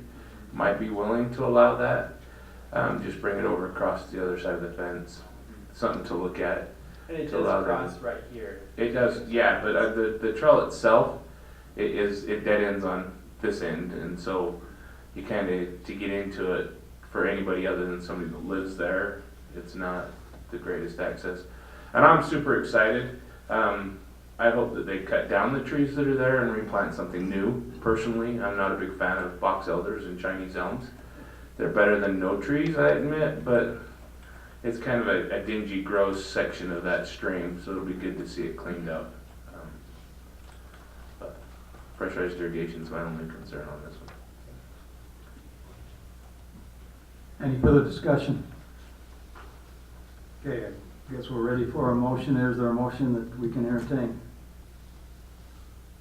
I'd like to make a motion that we approve the Petite Neat Cove subdivision contingent upon the satisfaction of the staff and suggestions and conditions.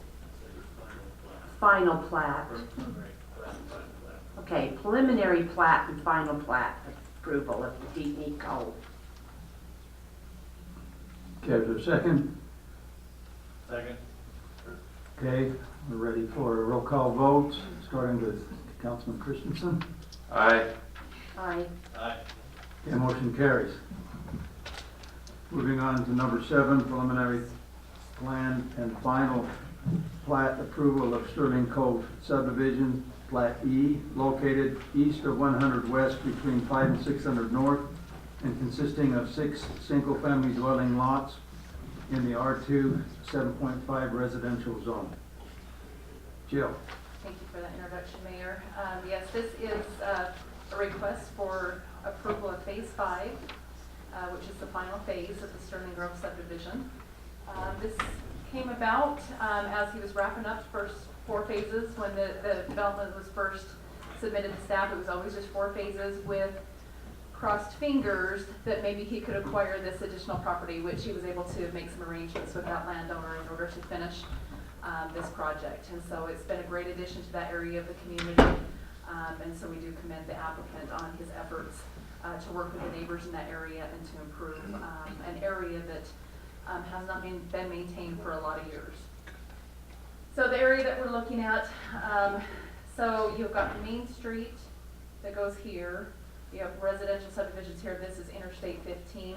So this property is tucked back behind some commercial where you have McDonald's and Rite Aid and the hotel and gas stations in this area, and then you have residential along Main Street. So it's just been this field that has just been vacant for many, many years. So phase 3 was just, or the first phases was just continuation of Neverker Grove, Dixon Grove, trying to think what other subdivisions were there, but they've just expanded, extended those roads and expanded the residential here.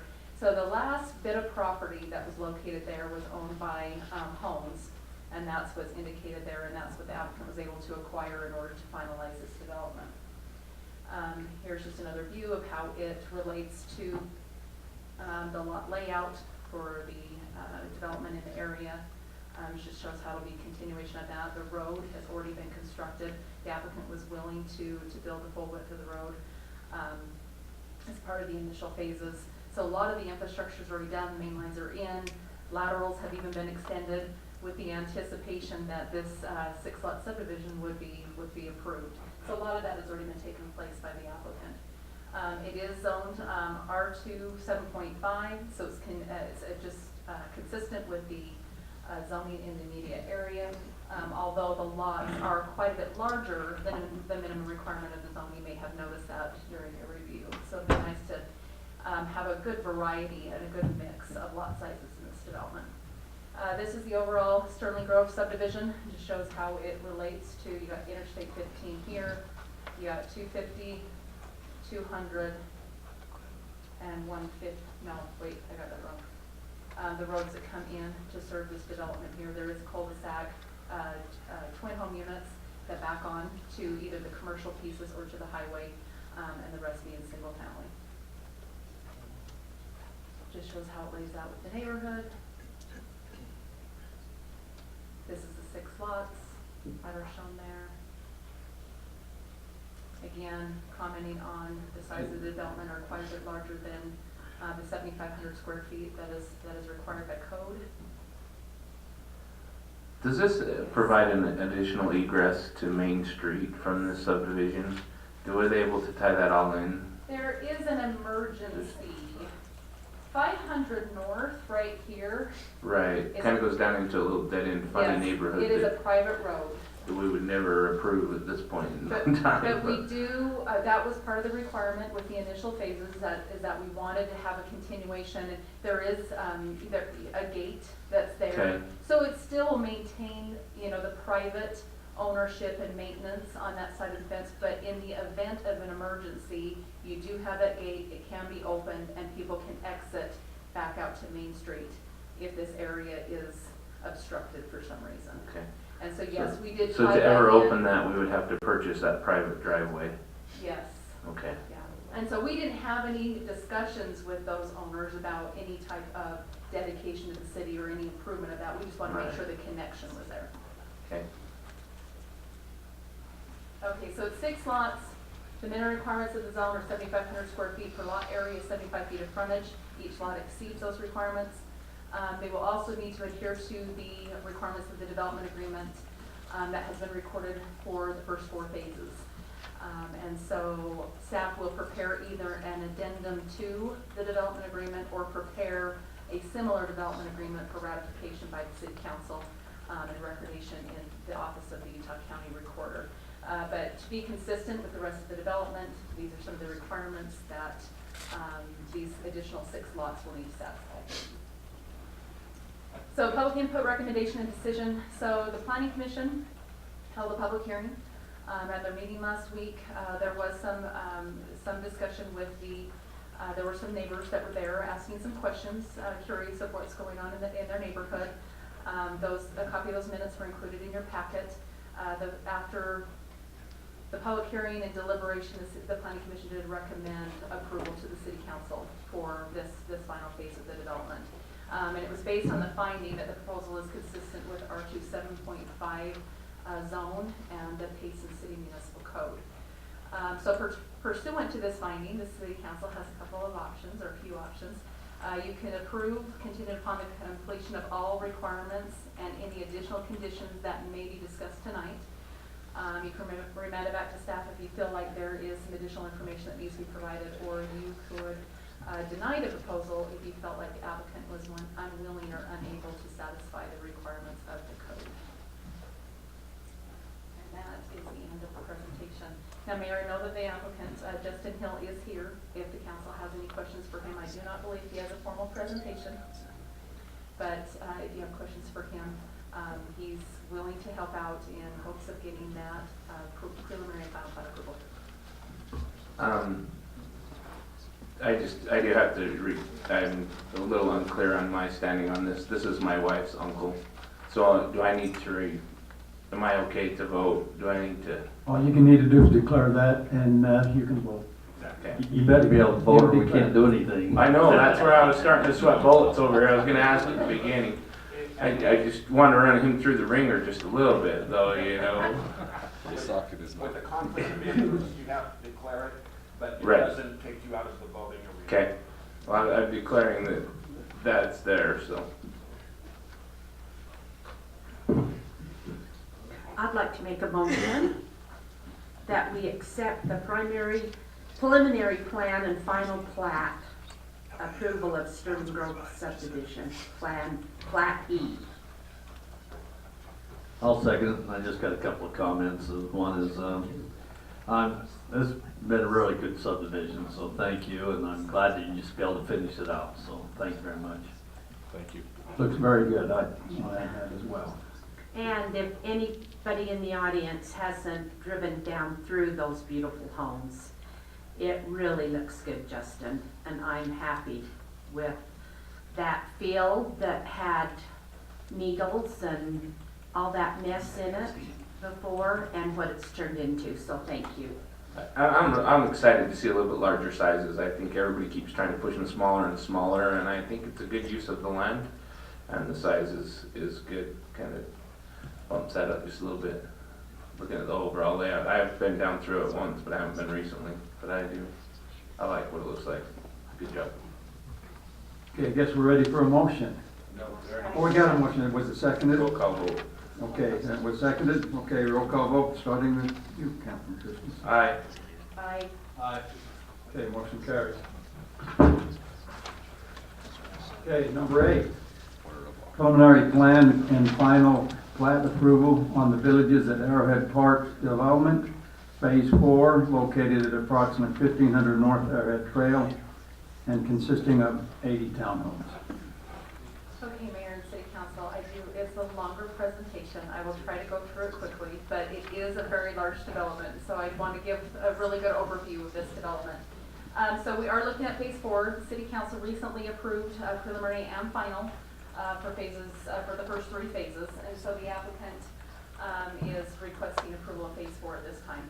So the area that we're looking at, the property is located on the northeast area of the community, so you've got a lot of existing development in this location.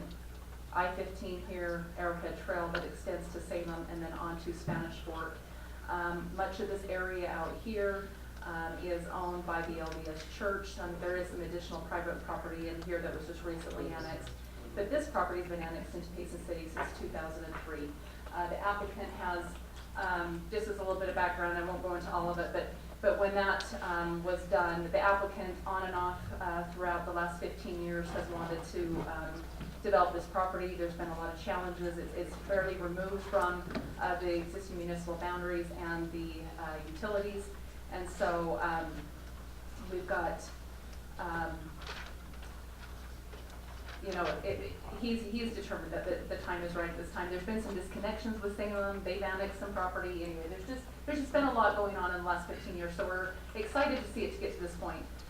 One of the concerns that was raised by the Planning Commission with this project was that we're sort of leapfrogging. You know, we have all this existing development over by the cemetery, and then there's a long distance until where this development is. So we did share with the specific plan for the Bamberger Ranch and show how that area will be developed, and showing that the Harwood project is consistent with the land uses and zoning designations that are anticipated on the Bamberger Ranch. Does that have the Nebo belt, whatever they call that new fancy road? Is it So in this specific plan, it does. So it misses the property that we're discussing tonight. So the Nebo Beltway does not go through that. But the specific plan did anticipate the extension of that road coming off of Interstate 15.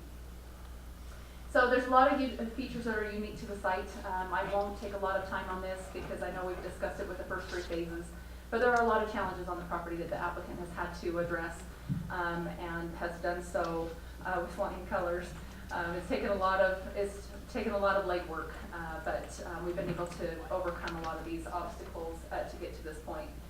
Land use and density. So based on the overall land use plan that was put together at time of the annexation, the applicant has put together a conceptual layout. I believe this was concept 12.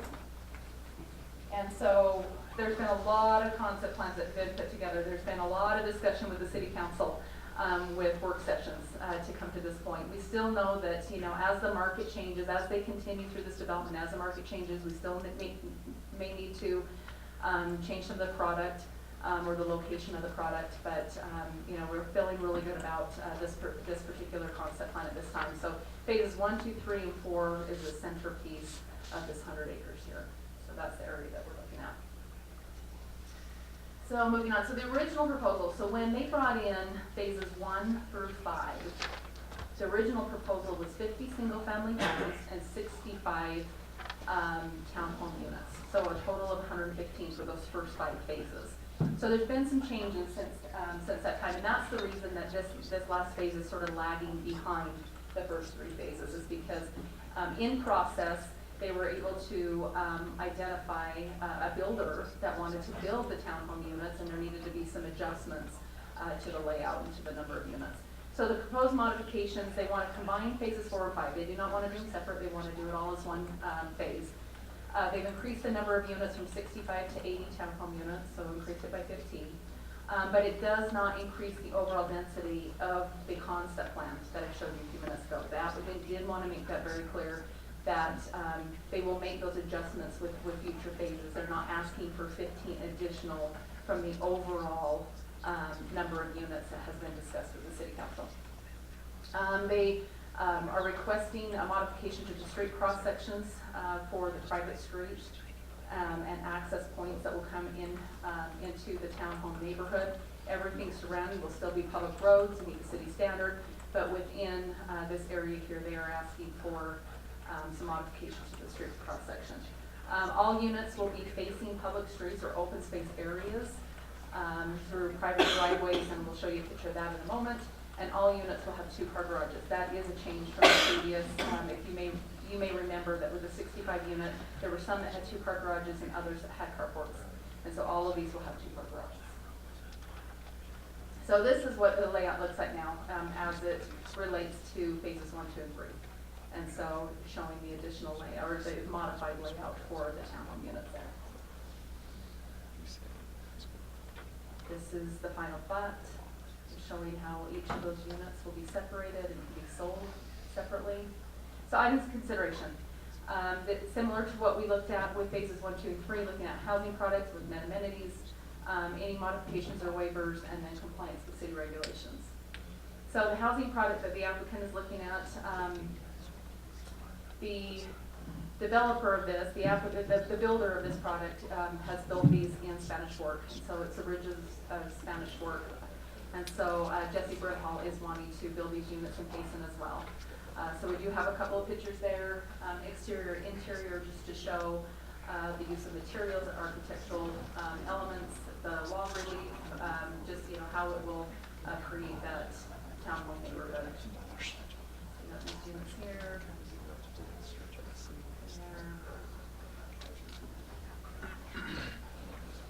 And then this shows you back behind, they have a 26-foot wide driveway that goes and accesses each two-car garage, but this just shows the back elevation, just showing, how they've tried to vary the roof line, the coloring, and that to still create interest in the look and feel of the units.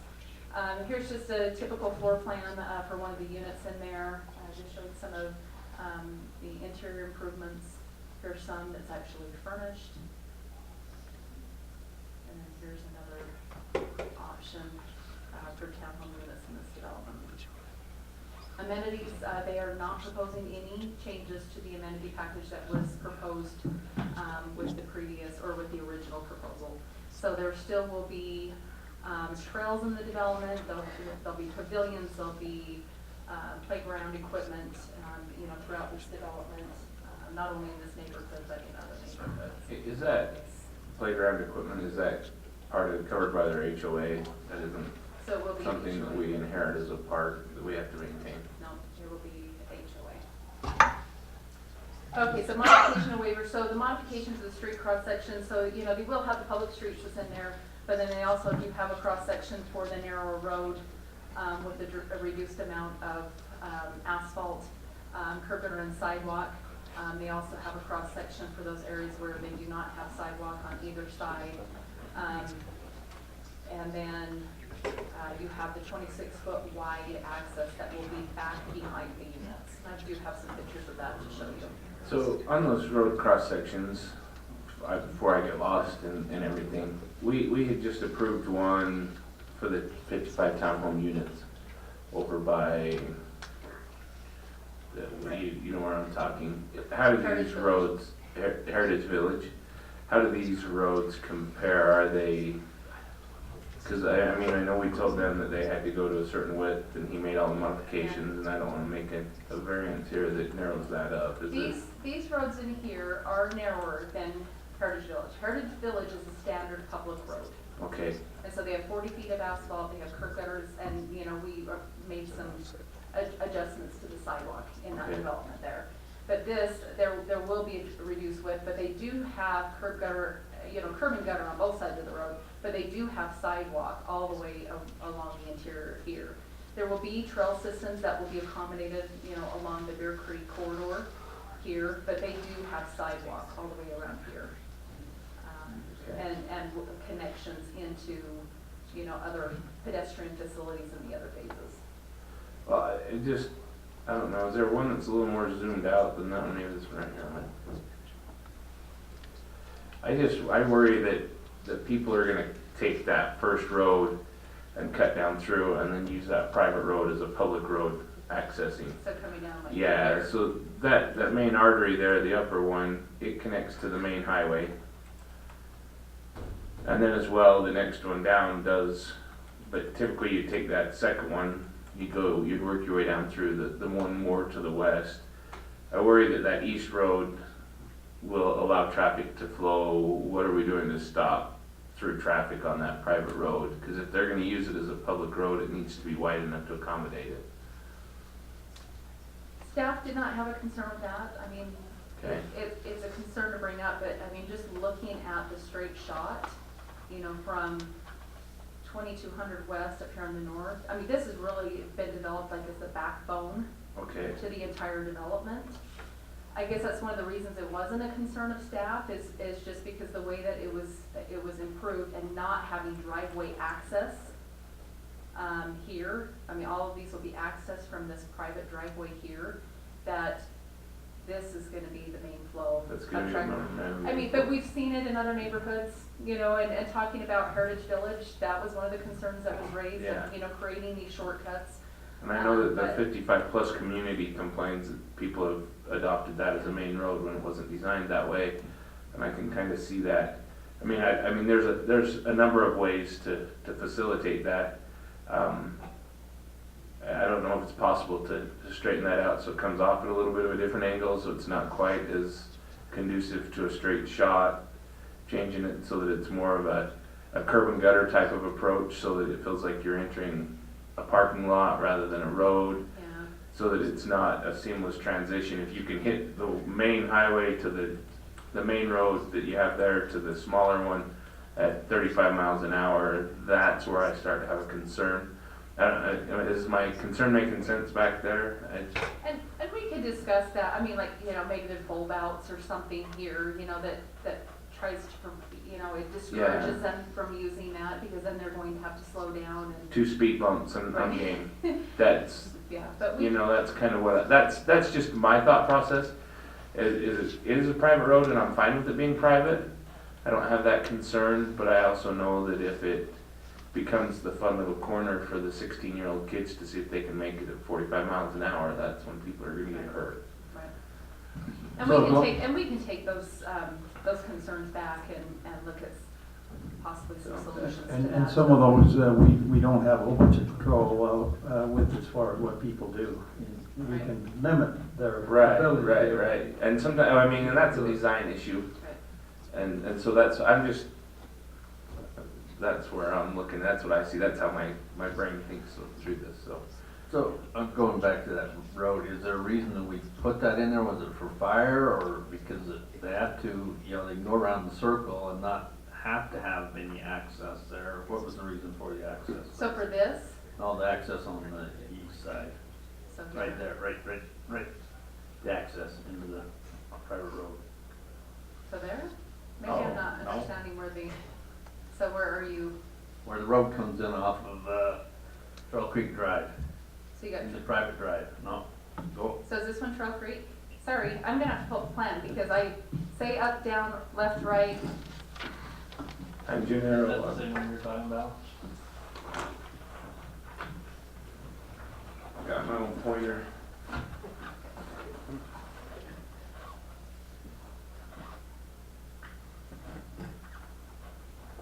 So right here is where I was referring to. So And Trail the car Creek came Drive. down through here and shot down I'm this talking way. about the road that goes into the private drive from Trail Creek off the east side. Which one's Trail Creek? Is this street Trail No, Creek? no. Trail Creek's this Right one. there. So that That road, was Trail right, Road? right Oh, there, okay. that road that comes in So right you're right there. Is there a reason that's there? Because then you'll have more traffic going through there. It is because of the length of this, and then all of these units have to Go out. access Okay. here in and out to get to their driveway. So it's just a matter of flow. And I do have some pictures to show how they actually look on the ground. I mean, how they're designed in Spanish Fork, and maybe that will help just to show that it's much narrower, it's 26 feet wide, and it does look like a driveway. It doesn't necessarily look like a road, like a through street. So let me get to those. Oh, so here, so this is one of the access points off it. So in Spanish Fork, they have a public road in this location, and they have this driveway that comes in and goes around these units. And then this is the 26-foot wide drive that's back behind the units. You can see coming down here. Now, it will be a little different on the Payson project, because, you know, here in Spanish Fork, they have these units here, and then they have a church that's next to it, so there's not another, you know, set of structures adjacent to it. So it will be a little different, but you will have the 26 feet, and then you'll have another structure there. So it gives it more of appearance of a driveway instead of a road. So, yes. I was just gonna say, I'm the developer and the applicant, but this Spanish Fork project is a little different than the Payson. In Payson, we've got these other single-family homes adjacent to it. So our intent is to, on those private roads, would be to put signage up that says this is a private drive, no through street. It really is just, it's a driveway, it's an elongated driveway for these people that live in there. So we would put signage up to deter anyone. And if someone did it once, they would say, I don't ever want to do that again, you know, so. Okay. That's the plan. So just to go back to the layout, just to make sure we're good. So you've got public streets here, you've got the narrow width, road that comes in this location, and then you have driveways here. It's a 26-foot wide driveway for access to the garages on both sides of that, alley, to access those. And that allows all of the units to front on to the streets instead of seeing garages. So those will be tucked back behind the units.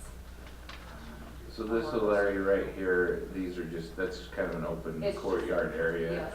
With sidewalk. with sidewalks. Yeah, so they do have pedestrian, they do have walkways that go through there that provides a good connection within their development and then connecting to those public pedestrian facilities throughout the development.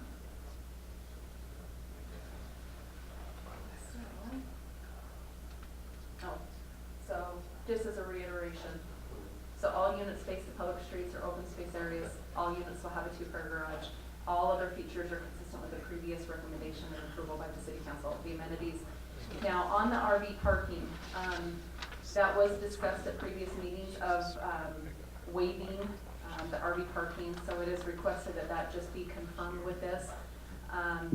The discussion at the time was the single family, they're gonna do the modified setback, you know, and so there can be an increased side setback that people can put an RV pad or, you know, have some extra space for vehicles and such. In the townhomes, the recommendation of the planning commission was looking at the overall concept for this entire 100 acres. There's going to be a lot of other multifamily neighborhoods. They felt like it was appropriate to waive the RV parking for this one and see how it goes. And if we felt like there was a need with future phases with those other developments, whether it's a 55-plus community or additional townhomes, that we would address RV parking at that time. And, you know, not to put them on the spot, but we do have planning commissioners here if you do have some specific questions for them. But everything, amenities, RV parking, landscape, everything's consistent with the previous proposal. There's the layout again. Actually, that one shows a little bit better, you know, the access point there. And then, It did look a little different. Yes. That questionable spot I was talking about has a harder turn in it. so the required approvals, preliminary, we're looking at density, engineering, housing product, the amenities, open space, any waivers, or modifications. They're not, I guess they're asking for the waiver with the RV and then the modification with the width of that one road. Final plat approval, they're requesting that as well. Upon final plat approval, a development agreement will be prepared for review and ratification by the city council. And then also because they are extending, they have a lot of off-site improvements to get the utilities to this point. They will be requesting in the future an extension of utility services agreement to allow some reimbursement as other property owners connect onto that line for the future development. So public input, recommendation to decision. So we've had more than one public hearing on this. Typically we only have one public hearing, but the planning commission had forwarded a recommendation for phases 1 through 5. Then after that time is when they chose to make these modifications. So rather than feel like we did a bait and switch to the neighbors and to the property owners in the area that were notified, we actually noticed for and sent courtesy notices out and conducted a second public hearing to discuss the modifications. We didn't have any neighbors, you know, or residents show up for that, but we did provide notification and listed what those modifications were. And then, of course, a copy of the minutes and the information from the city council meetings has been included in your packet for your consideration. The planning commission did approve the modifications, because they had already forwarded a recommendation, but they did approve the modifications, recommended approval with satisfaction of staff conditions. So the decision by the city council is remand it back to staff if you felt like more information was necessary, approve with conditions, or deny the request of the applicant. I'm not sure if you have any questions for staff. Mayor, I do know that the applicant and team are here if you have any questions for them. Jill, I have a question for you. Since you've been working with this quite a bit, this whole subdivision and the single family housing is just great. Now we're starting to get to the higher density. How do you and the rest of the staff that you've been working with, feel about this? What are your recommendations? Do you have any concerns or anything like that? The only one that we have raised, I think where we've gone through, I mean, with each iteration of the concept plan, where we've discussed it internally as staff and we've brought it to the city council, and worked through those issues. I think that, you know, and I can speak to the planning staff, and, you know, we may need to look to Travis for the infrastructure, but we're supportive of it. We feel like it is consistent with the specific plan that was approved and it put in place as part of the annexation. It is on the lower end of density. You may have noticed that on one of the first slides. I mean, looking at the overall density range that was provided with at the time of annexation, they are on the lower end. You know, I don't know if that's just a preference or if that just happens to be the market, but it is on the lower end, which I know is always favorable. So, but yeah, staff is recommending approval of this. The applicant has been very responsive to any requests of staff or any modifications needed in order to satisfy the ordinances. I did have a question about the extensions of the utility service agreement. So I understand the concept of that. They run the main trunk lines out there, and then as anybody ties into it, they're reimbursed for their expenditures as they go along. Is that done to what our plan is for the Bamberger subdivision area? Will it facilitate all of that? Is it just a portion of it? How much of that will it actually cover? I mean, I understand that they're doing it and as they tie in, but how many more homes can we add to what's tied into there? That's a better question for Travis. Well, so thank you. good. No, it's only designed for the Anderson annexation and their development. The Bamberger Ranch is way too big. Right.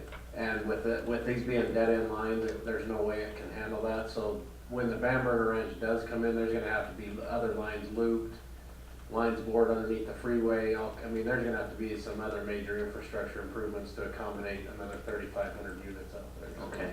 But So, yeah, is it? They will have to tie onto that to help loop it, so there would be some cost that they would reimburse, yes, but that would not be their only source of water, obviously. Well, like they're saying, they are really disconnected, and I worry about them. I don't want them to sink all this money in there and then never have the chance to recoup it because it's not big enough to actually handle what it would cost. But yeah, they would reimburse, but it wouldn't be their only source of water and stuff, because they would definitely have to put some other major improvements in to do that.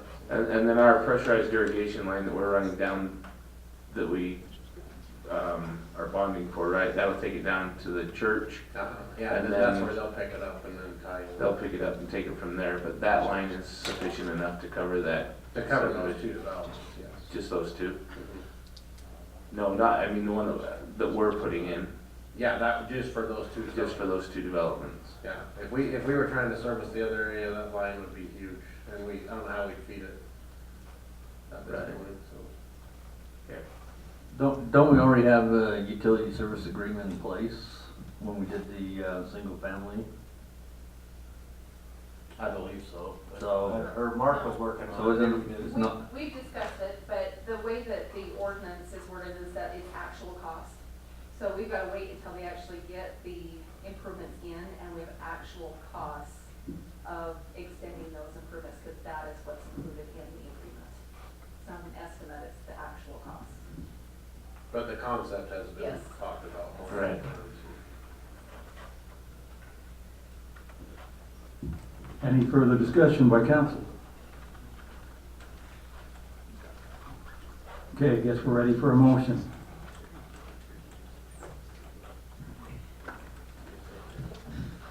I'll make a motion that we approve the preliminary and final plat approval for the villages at Arrowhead Park Development, Phase 4, with with completion of requirements from staff.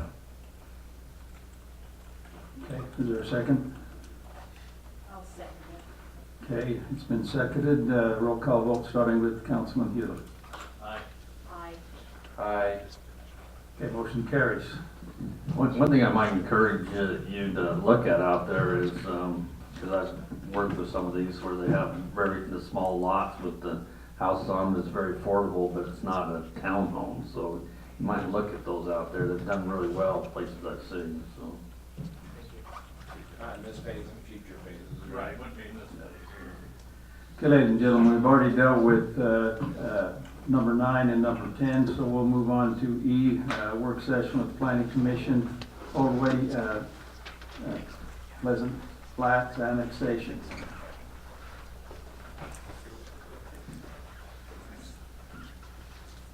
You ready, Dave? I'll make a motion that we move to. Oh, well, I don't think we need to do. Do we need a I don't motion? think we We need don't a need to go to, motion. okay. So, it's okay. Better be safe than sorry.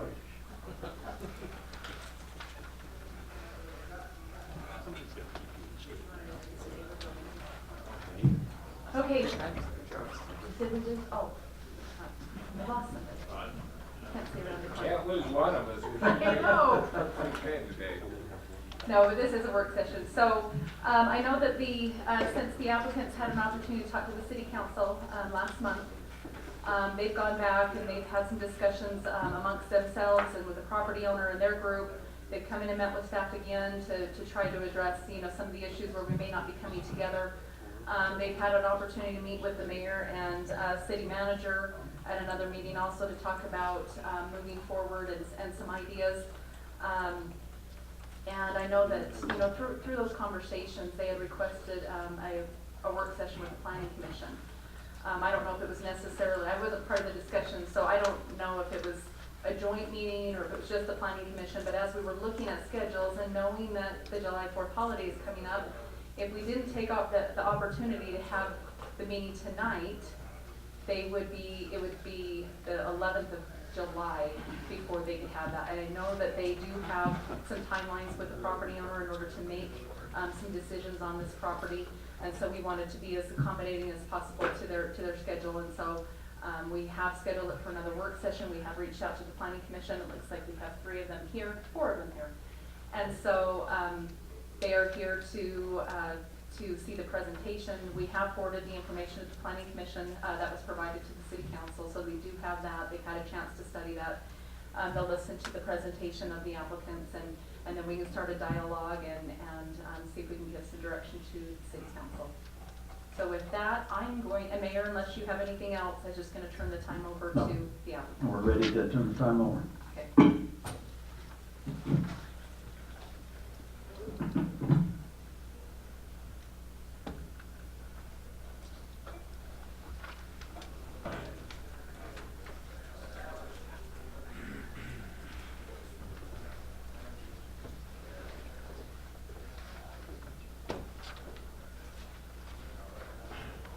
Good evening. Just for the benefit of the Planning Commission members, my name is Todd Kerr. I'm Vice President of Brown Group Inc. out of Scottsdale, Arizona. We are the applicant, and we are working in conjunction with Fieldstone Homes on this project. Just by way of introduction and foundation, we are a retail, commercial shopping center developer. We've done work all over the United States. We are based in Arizona, but we do work in Utah, Arizona, Iowa, North Carolina, Tennessee, and Texas.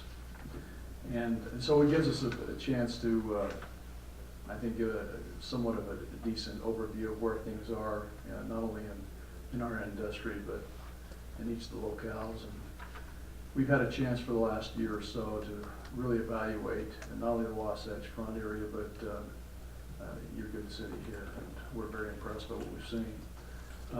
My background is I was raised and educated here in Utah. I grew up in Salt Lake, attended both Utah and BYU, so depending upon what side of the aisle on, I guess you could throw your tomatoes right now. But I know the area quite well. We are anxious to develop this project. We think this is a good project. And just one more thing I wanted to mention is the way this project started was that we went through and we were trying to find what we thought were some good opportunities for retail. that led us to this site. As we got into our evaluation, it became apparent, we had heard that there was a previous developer that tried something similar to what we were thinking and failed, and we thought, well, maybe they didn't do a good job or whatever, or maybe they didn't time it correctly or whatever. We got into it, and we went down and went through we put together a plan and went through the various contacts that we have in the industry, primarily grocers that would be probably the type of retail user that would come here. And we talked to all the ones you would guess. We have some very tight relationships with Kroger and with Smith's here locally. I worked for Smith's for many years. So we spoke with them, we spoke with Walmart. We've done Walmarts in Arizona and California. We talked with the representatives of other users as well, Harmon's and Macy's and others. As we got through those discussions, it became apparent they didn't see this as an opportunity. They each had their reasons. Some I agree with, some I don't agree with. But they looked at the area, and the one, how to put it, the one constant that we kept getting in our conversations is that they felt like that once the new interchange is in, that they saw that maybe the proper location might be there off the interchange in some location. I don't think I disagree with that. We were more hopeful that they'd see this as more of a neighborhood opportunity. That didn't come to pass. And so we still believe in this site. We think it's a great site. So we had to step back, reassess, and begin having, and by the way, this is not unique just to this site. In projects both in Tennessee and in North Carolina, we're going through the same process. The retail industry is going through a massive revolution right now. Maybe 2-3 years ago, we thought the Amazon effect might be temporary. It's not temporary, it's actually growing. It's even more serious than we thought it was back then. They're going to continue to take more and more cells, and as a result, as you watch the headlines almost weekly, you will continue to see more retailers going out of business, or at the very minimum, closing stores. We saw the announcement just today that Starbucks is closing over 100 stores. Now, to be honest, that's partially because they've done too many. I think there are some places in Seattle you can stand on a corner in downtown Seattle and look at 3 or 4 different Starbucks units within 150 feet. They went crazy. But most retailers are not in that boat, and they're having to reassess how much of the market they can absorb, and candidly, their same-store sales are negative right now. So it's really an issue, and we don't think it's temporary. We tend to think this is real. We think there's going to be less stores built. We already know that the store sizes themselves are shrinking. When you start seeing Target doing 40 and 50,000 foot stores, that should tell you something. Their typical store back in the day was 160,000 feet.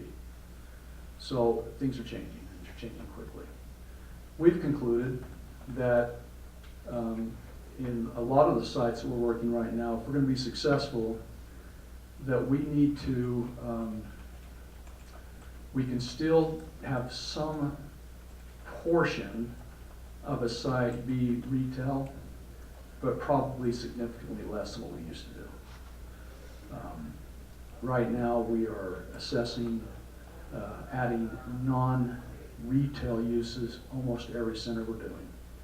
It ranges everywhere from office to medical office to assisted living,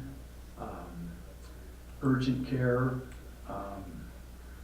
dental, and other types of what we would consider non-retail type of uses. The good news is that's what the public is demanding. And so it does provide a financeable project. Banks are becoming more comfortable with that in their underwriting, and we're finding that it actually makes quite for a nice center. That's kind of what we have an idea as our idea for this center. Now, we have a layout that we worked out with Fieldstone. Fieldstone's one of the best builders in the state. We love their product. And they have been great to work with. They've listened to us and the kind of ideas that we have for this property, and they've come forward with what we think is an outstanding product. So that's where we are today. It's going to have some commercial, but it's going to have a lot of residential.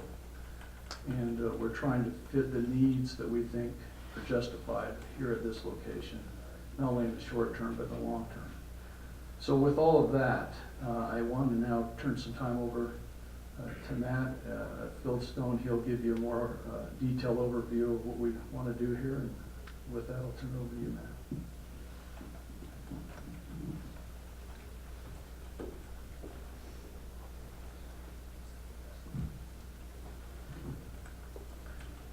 So what I just heard from that is, if you want to make more money than Amazon, you need to figure out how to do dental via the internet.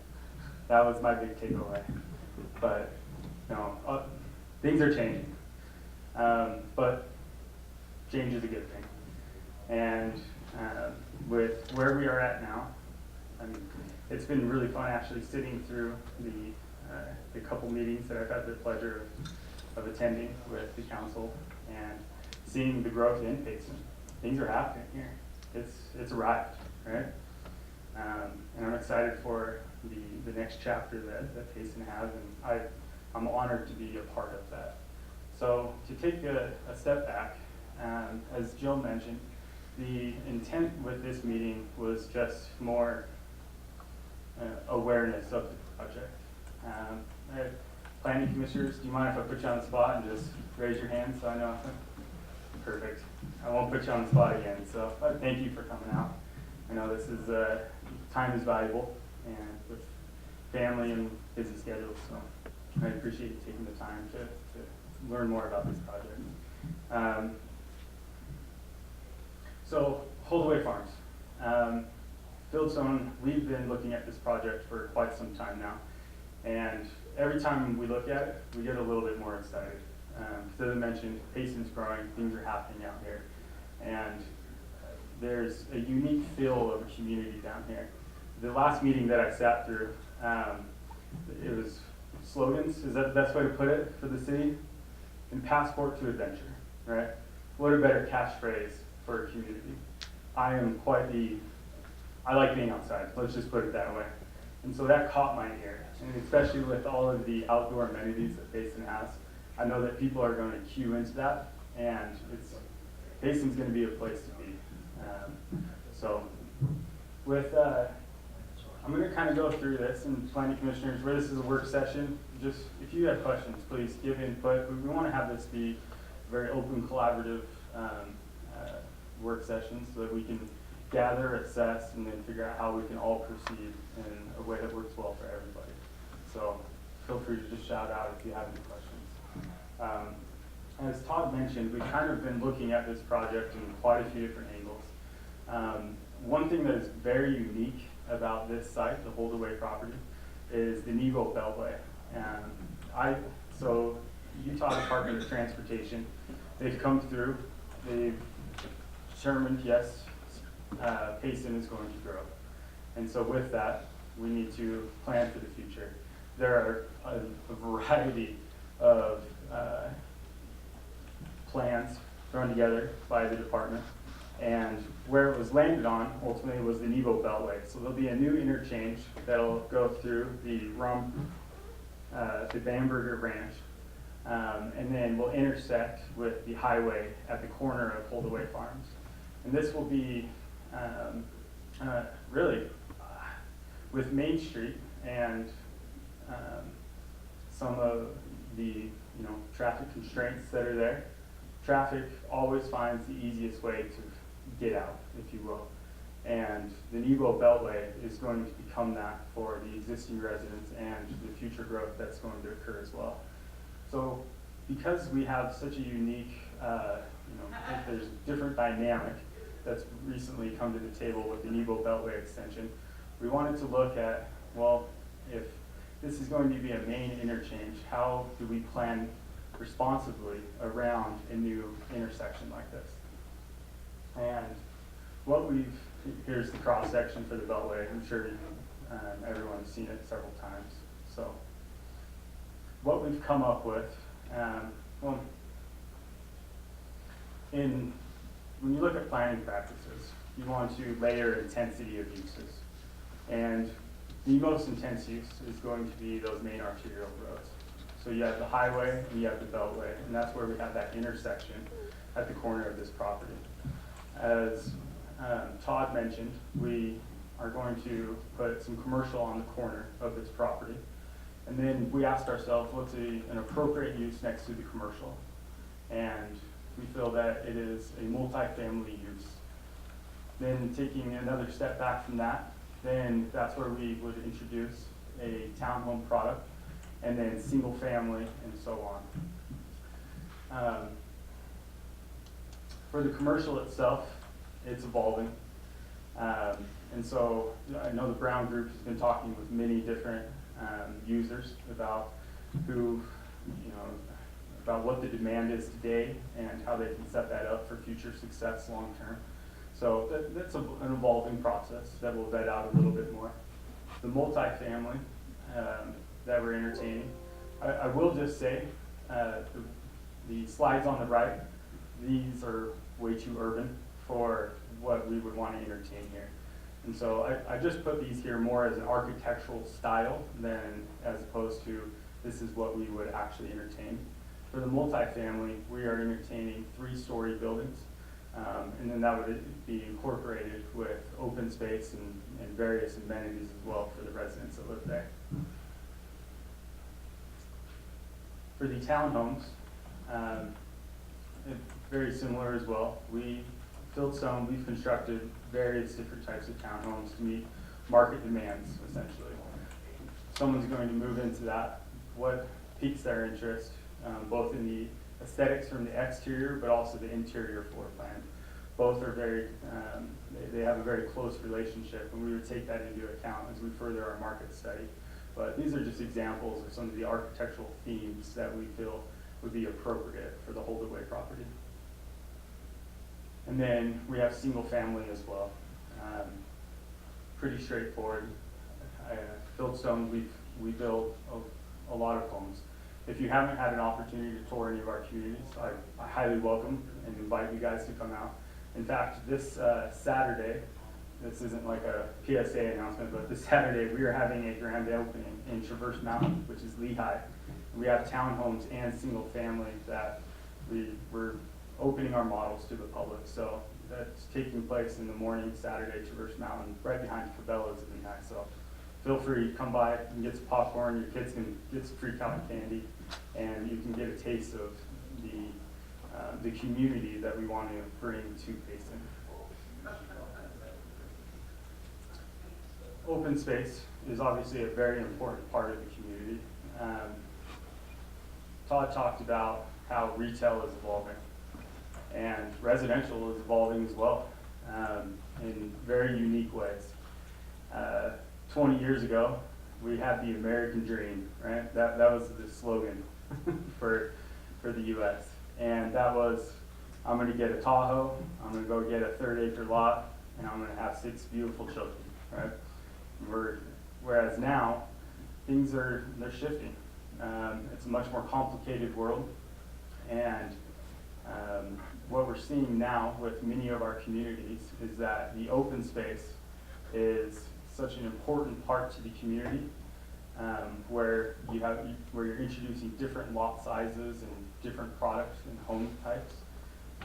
The open space is where you have that sense of community, and that's where people are able to gather. And so I take this very seriously in all of our communities. Traditionally, you see a development start from the roads and then the houses, and then here's a little bit left over, let's call it open space. And when I'm planning out master plan development such as this, we take a very different approach, and that's let's look from the open space, because at the end of the day, for a builder, selfishly, that's the curb appeal, right? You have one opportunity to make a very great first impression, and that's very important to us. and that's through the open space. And then unselfishly, long term, that's what the residents get to enjoy and take ownership of. So we take a very different approach in how we plan our communities. The East Side Comprehensive Plan, this was established, I think, in 2009, Jill, if that's correct. So before the Nebo Beltway. And staff has brought up some great points about how some of our land uses don't match the map perfectly. So what we're trying to do is open up the conversation about how we can accommodate all the land uses in a responsible manner and plan for the future. Where the Nebo Beltway, it's a new variable that we need to take into account. And with this, you can see on the original East Side Comprehensive Plan, the bulk of the commercial was on the hold-away property right here. One of the overwhelming comments that came out of both our ongoing discussions with staff, our DRC meetings, our work session, a couple weeks ago, was the lack of commercial that we showed in our original plan. And one thing that, just also echoing, we want to just open the discussion. One thing that we went back and we looked at was, okay, looking at our project in isolation, there's not a ton of commercial compared to what the plan showed originally. But with the Beltway coming in and a new major interchange right here, where originally it wasn't contemplated on the existing plan, let's reassess and figure out how we can accommodate those commercial uses and preserve them for the future. And so one of the things that we are asking for is for the city to entertain all four corners of this intersection to be commercial, as opposed to just the south corner before the Beltway was introduced. So again,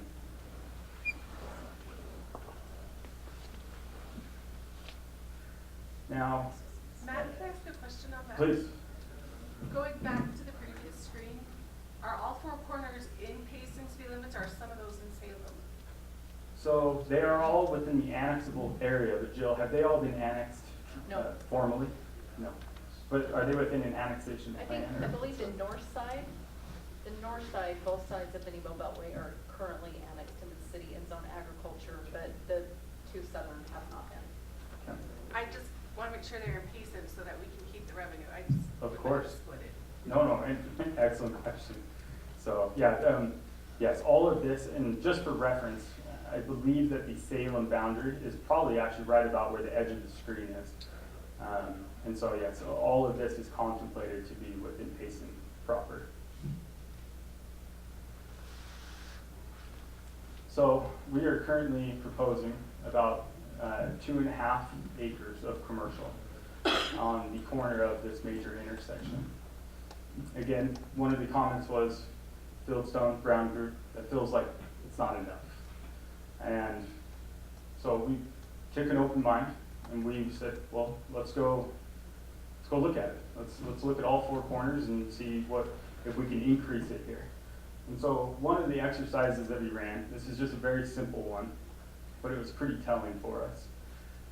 We looked at traffic flows, because for commercial, traffic is king, right? For that Starbucks to go on the corner, actually I probably shouldn't say Starbucks, but for any commercial to want to be in a location that's desirable, you got to have the traffic counts and the population to support it. And so what this is, envision this as the Nebo Beltway, and this is the highway. So this is the morning traffic. You have Payson coming from the west, you have Salem coming from the east, and then Elk Ridge from the south. All of these three neighborhoods, if you want to call them that, are going to funnel to this main intersection and then take the Beltway out to the I-15, which led us to the northeast corner. This is the prime commercial property for AM traffic, i.e. the Starbucks. And then looking at the PM traffic flows, it's just the inverse. So you have I-15, all the traffic comes down and then it disperses. Back to Payson, back to Salem, back to Oak Ridge. And so this northwest corner, this is where the Smiths, the Harmons, the Whole Foods, etc. This is where those anchor stores, the big retail pads, this is where all of those operators and users are going to want to be. Because this is the easiest way for traffic to come in, stop by, and then take off and back home to their respective routes. And this is something we hadn't really looked at until we received your comments back from the last meeting. And this being our property down here to the south, I think I mean, Todd mentioned we've analyzed this a bunch of different ways. We brought you one simple plan, and that was the first intro to the project. But granted, we did a lot of work up to that point. And so when we came back and we ran these exercises, this kind of, I don't know, it led us back to what we had previously considered for the commercial viability for this corner. So are there any questions about this kind of concept?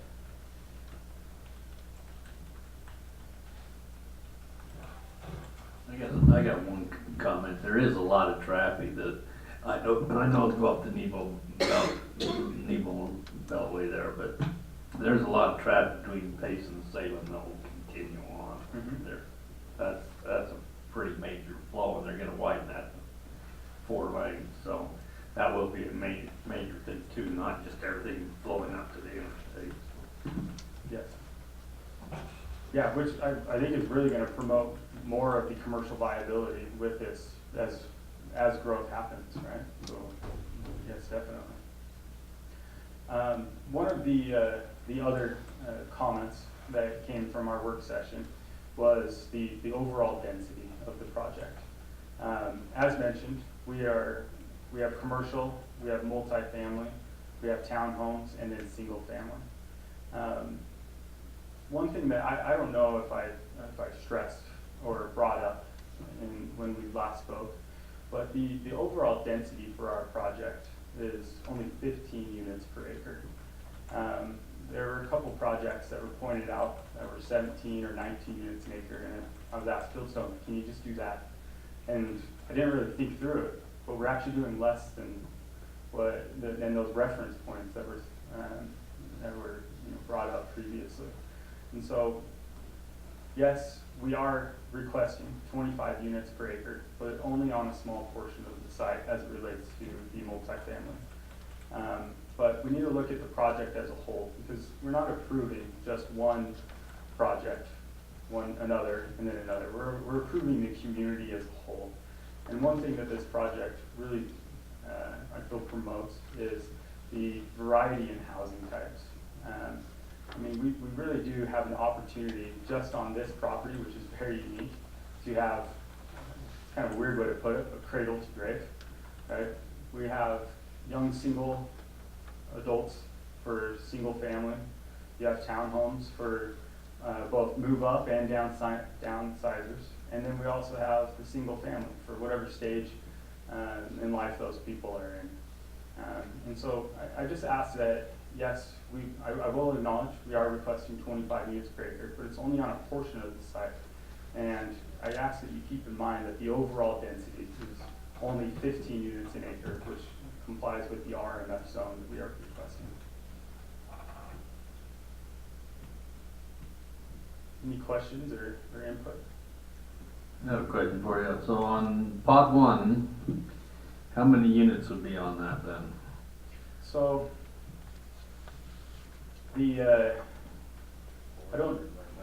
right now it's contemplated up to 300 units, which would be 12 acres at 25 units per acre. Okay, then pod 3, how many units? I believe 150 to 180. That's single family? So pod 3, isn't that green? Oh, so pod 3 down here. This will range depending on the product type, but right around 50 is what we're anticipating. Then pod 4? And then the single family, that's where we're 150, maybe up to 180. So I thought pot 4 was townhomes, Um, pot 3 was single family. I don't have my glasses on me, but the orange is the multifamily, the blue are the towns, and then the green is the single family. So how many townhomes would you have then? That's 150 to 180, and that's all, dependent upon the open space requirements right of way. We haven't gotten to those stages yet. But that's one thing I'd also like to point out. With the Arrowhead plan that was approved tonight, there were changes, right? I'm not asking for, I need 500 units today, right?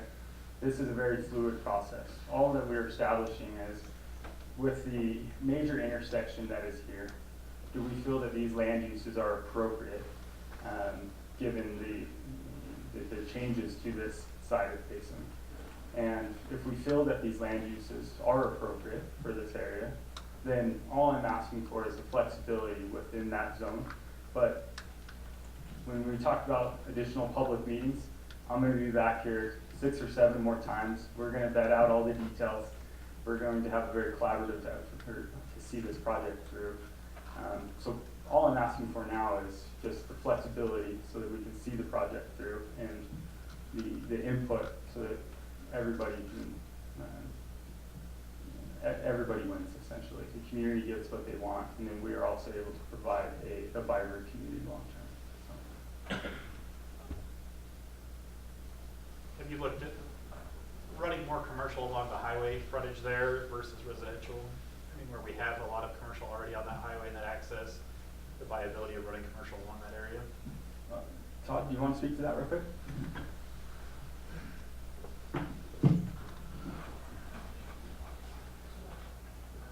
The answer is yes. This is where we started. Today, you can't support more than what we're showing right now. As things change, as growth occurs out here, could that change? Yeah, possibly. One thing I'd bring out though for you, this is not what I would consider maybe the optimum site for a lot of users. And the reason for that is because when you look at the road as it continues south, running strictly north and south from the light, that's never going to be a heavy traffic volume road. Just because it's really more of a neighborhood road, and it always will be. Whereas those your tenants that want to benefit from high traffic volumes, they're going to be focused on the parkway. I don't want to make it sound too simplistic, but it kind of is. Anytime you go through a project approval process with any of these tenants, traffic volumes are a big part of it.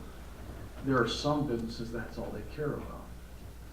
Those will be more of your automotive type users, your service centers, your repairs, your mufflers, your tires, those kind of guys, that's all they care about. And then you have a lot of your convenience users, your CVS's, your Walgreens, they really are focusing in on the traffic as well. But they also take a hard look at the immediate trade area as well and population. So to answer your question, could it at some point? Probably. I can't predict that. Is that 5 years? I don't know. And then the real challenge is, how much do you reserve for that? And that's where it gets really difficult. I have a quick question. If you can go back to just your regular land use plan.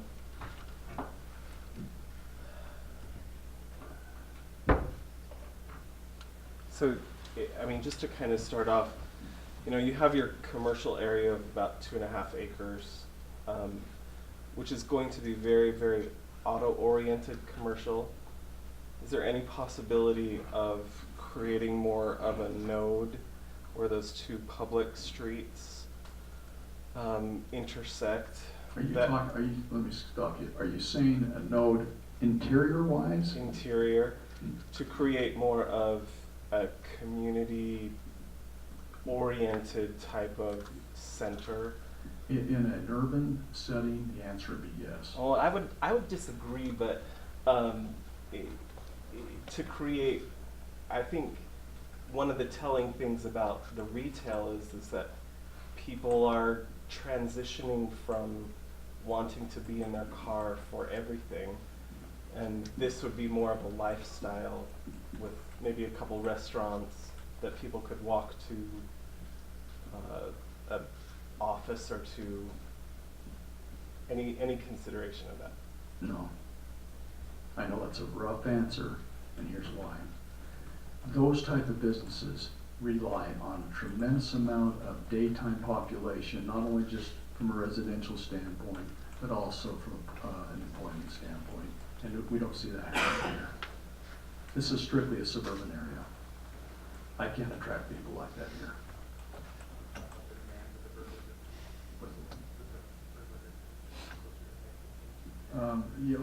Yeah, he brings up a good point. First off, let me just give you an overview of lifestyle centers. Whether you're talking about Kierland and Scottsdale, Santana Row, or the Bay Area, any of those, they're very popular. Some of the tenants do very well there. They typically are restaurants and bars, and sometimes you might have some entertainment that goes along with that. As it relates to the tenants themselves, many of them are not doing well at all. So the jury's really out on lifestyle centers going forward. Many of them are not doing very well. They attempted to do that with Trolley Square. It's been a miserable failure. They're probably on their 4th or 5th attempt on that one. So it's really hard to do those types of developments, and they're especially hard in suburban areas. That you just don't do them. I don't really know of many in suburban areas. I really don't. But to give you a better answer, where you're going to have the volumes that can support the types of things that you're talking about is going to be off your freeway, where you do have 60, 70, 80,000 cars a day. That's what they're looking for. Now, as far as your statement, which is a good statement, as far as people like to walk to businesses, that's true. That's very true. But again, you still have to have a certain amount of population to support businesses like that. And I just don't see that here.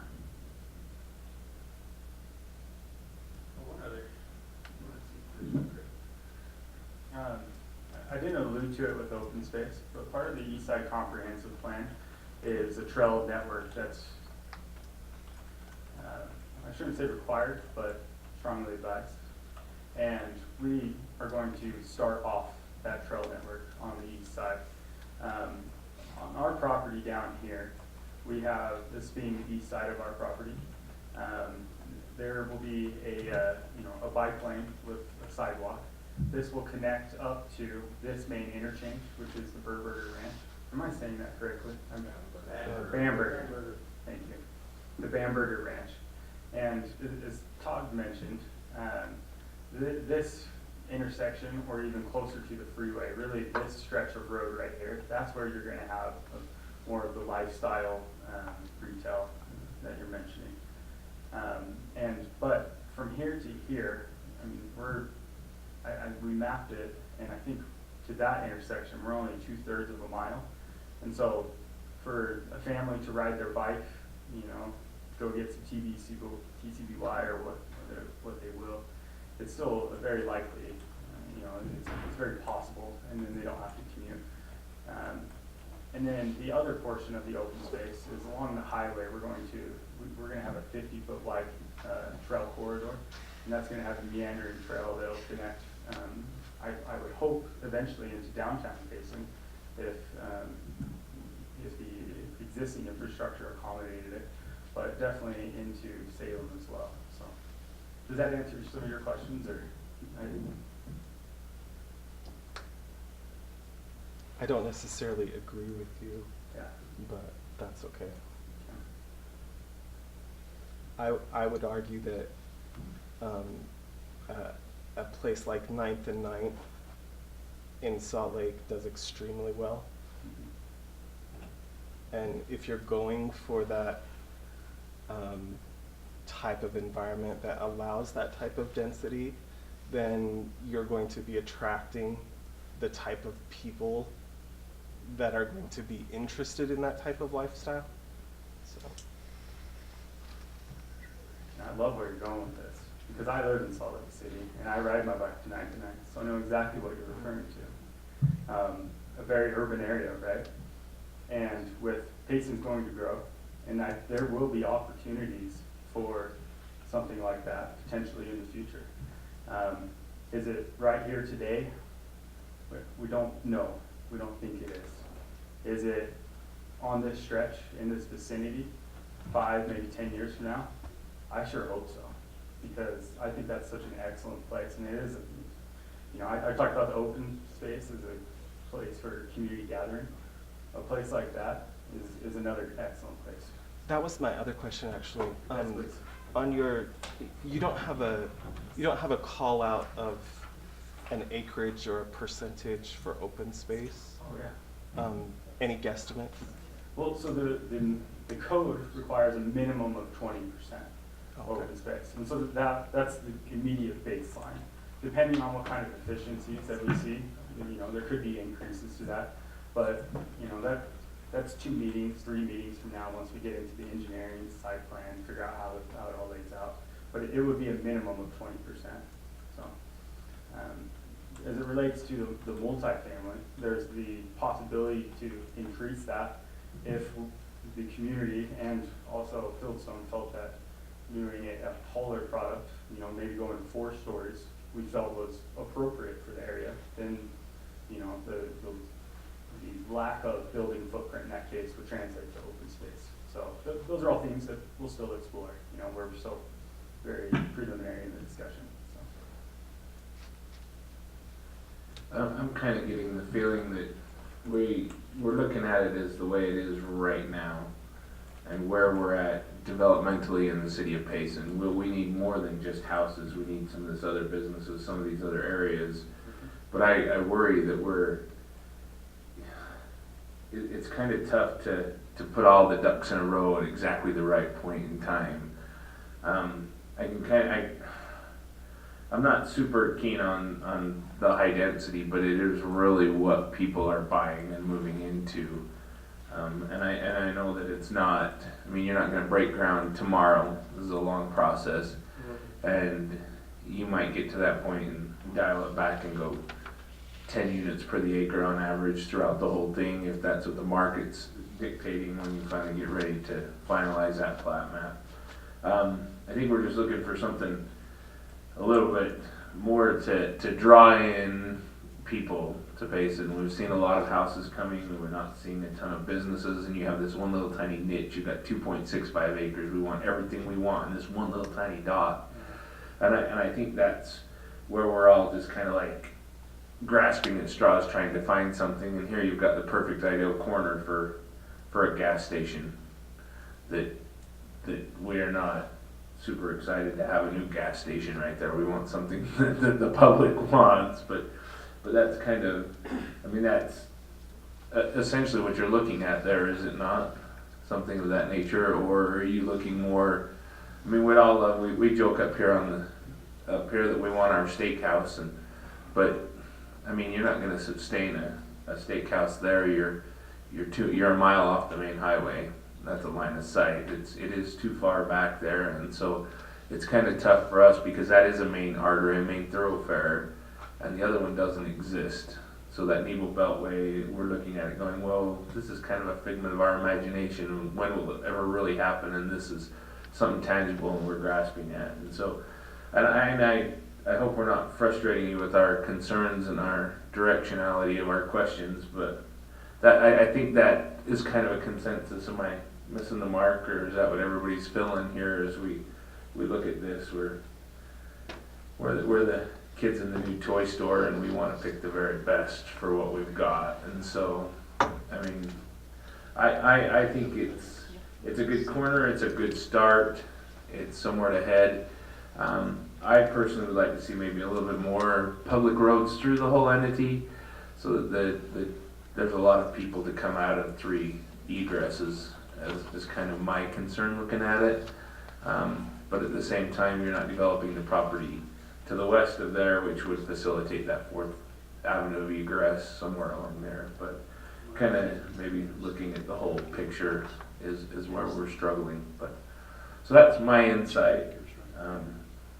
I don't know, get a lot of backlash from the public about the high density and it's coming in, and we don't have a ton of high density apartments right now, so we don't know how it's gonna affect us. And some of those that we do, we don't like because there's problems coming with them. But I think this is an upper end, newer, younger family starting, you know, your 25 to 32-year-old age group, newlyweds, couple of kids, it's a good place to start. It's kind of what we need. So they get their roots here and decide they want to stay in Payson.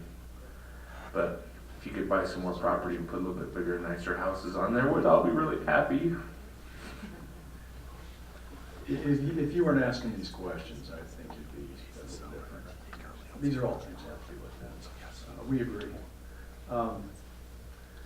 Just to kind of give you a little perspective, first off, what you're looking at here is what we call a bubble plan. It doesn't have any specifics. It doesn't show all the access points, which we will have.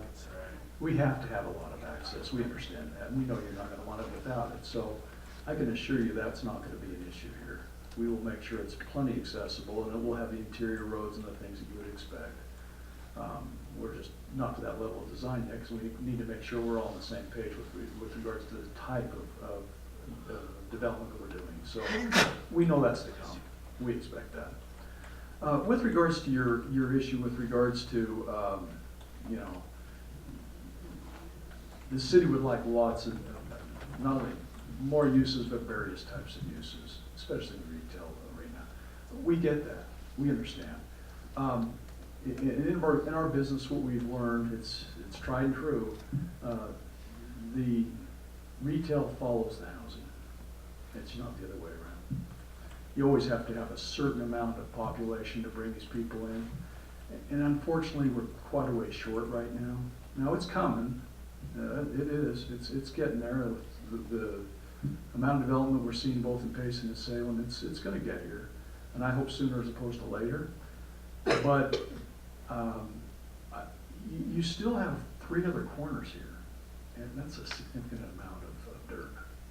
Okay, I mean, just give you some rough calculations. Okay, this maybe will help you.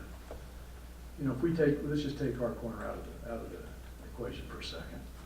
You have easily 20 to 30 acres of potential retail on your north corner. So let's say right there you have 60 acres. Every 10 acres is equivalent to about 100,000 feet of build out in a typical coverage in a shopping center.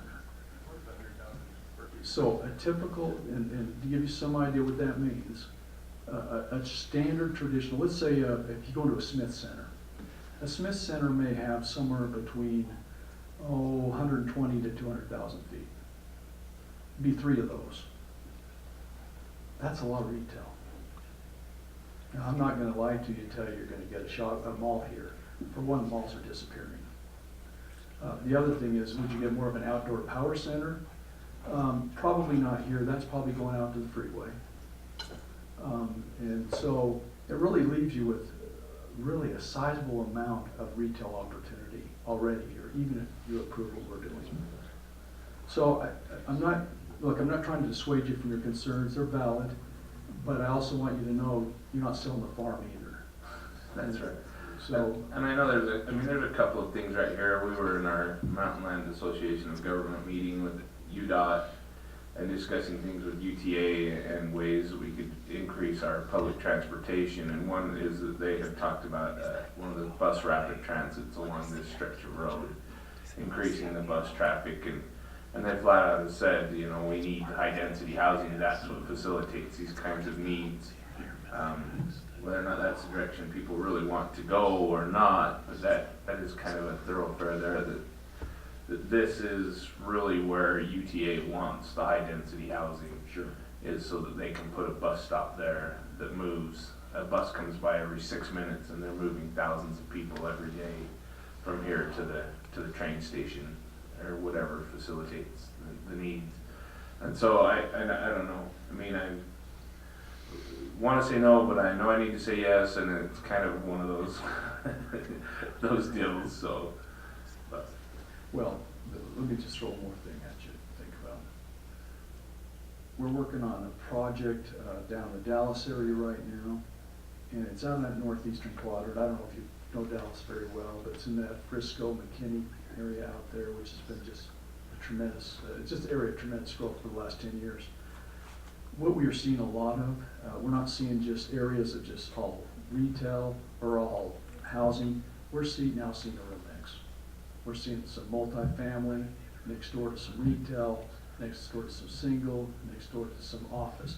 It's interesting that the old-fashioned way of having a segmented district over in one part of the city and then putting another zoning over on the other side of the city, that's starting to go away. They're starting to become much more close and unified. And so that's really kind of what we're seeing. And the reason for that is that, getting back to the earlier comment that he made, which was a great point, millennials they look at it much differently. A lot of these kids aren't buying cars. You know, you want to know why Uber and Lyft are doing so well, just watch them for a while.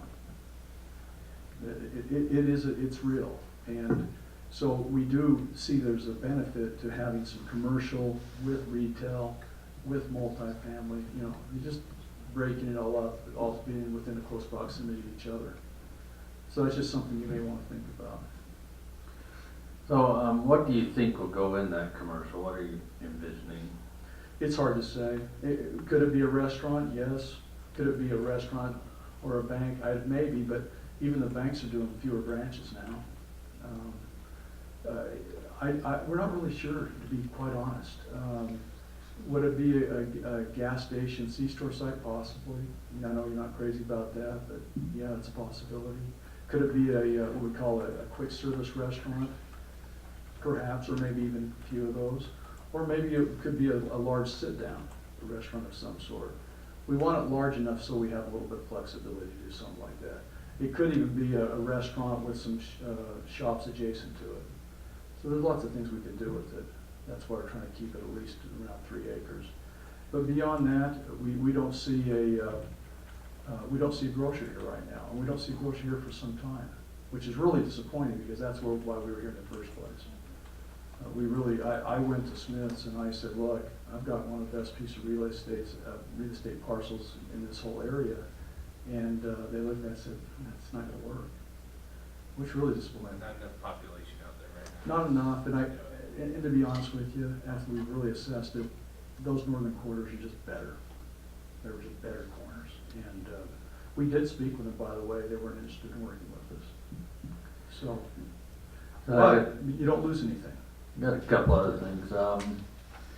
One is if you got a Texas Roadhouse there, I'm sure you get your densities. So just throwing that out there. I'll keep that in mind. That's a great idea. But a couple of other things. I brought this up before, so it's just kind of a repeat. But if every corner comes in and says, "Well, we're gonna have a hard time with commercial, so we're gonna make 2.5 acres," then you're ending up with 10 acres instead of 30 or so acres. So that's a concern to me because they might say that too. So and then just the density of the 25 in that one area, 25 units per acre. We don't have anything like that in Payson. We have, even with our apartment complex, it's not that. It's about 19, so it's just a little concern for me there. So those are my two biggest concerns. So.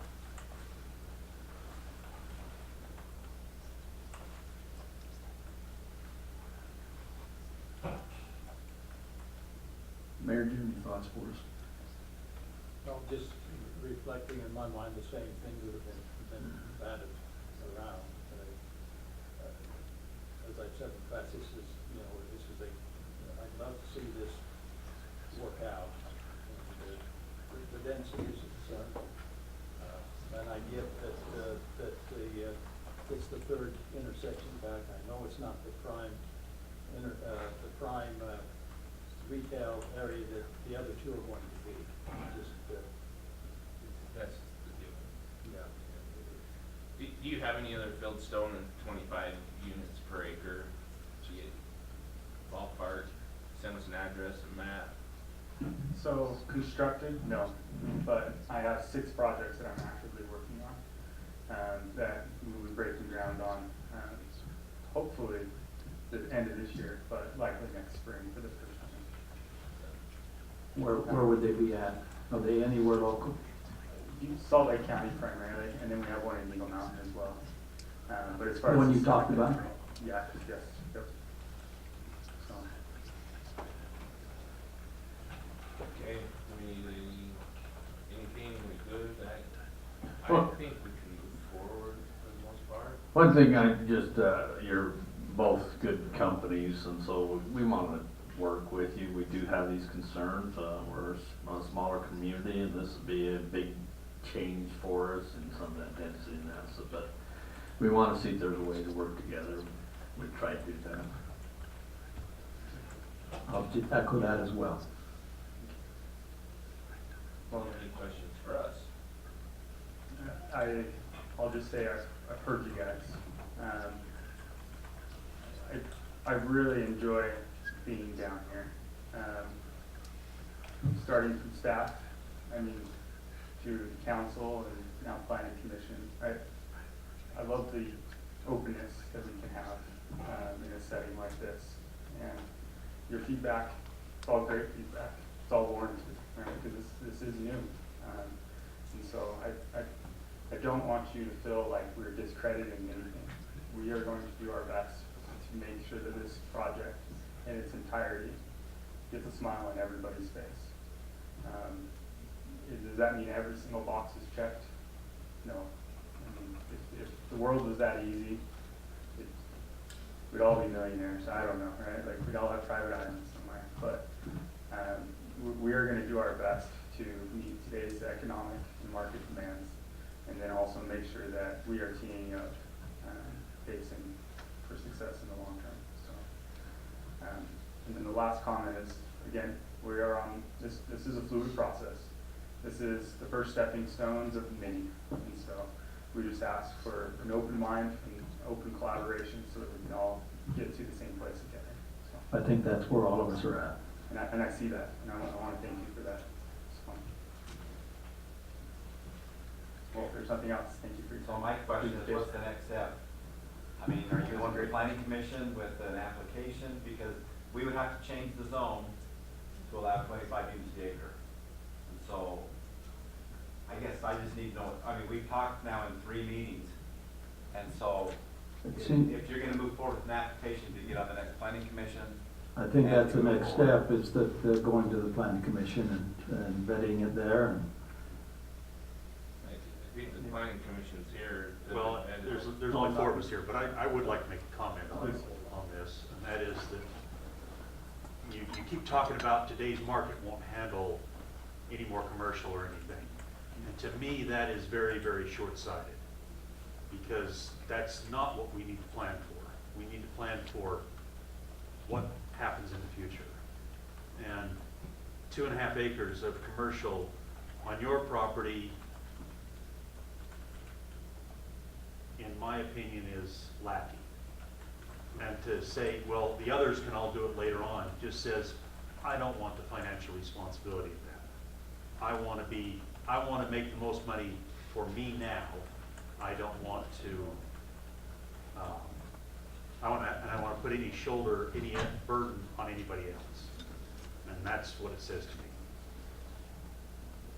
Because today's market may not handle the commercial that you're talking about, but that doesn't mean tomorrow's market won't. Let me give you a little perspective on that. We can only control what we can control. I don't own those properties.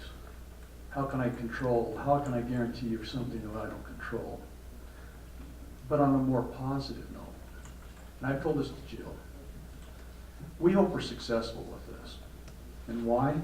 Because when we go to these ICSC conventions all over the country, we're going to show this project. And they're going to say, what's going on in Payson? I'm going to say, this is a great town. It's growing like crazy. And here's some other things we want to accomplish. So what we're going to do is we're going to finish this project, and then I'm going to be able to start working on some other things, hopefully more in line with what you want.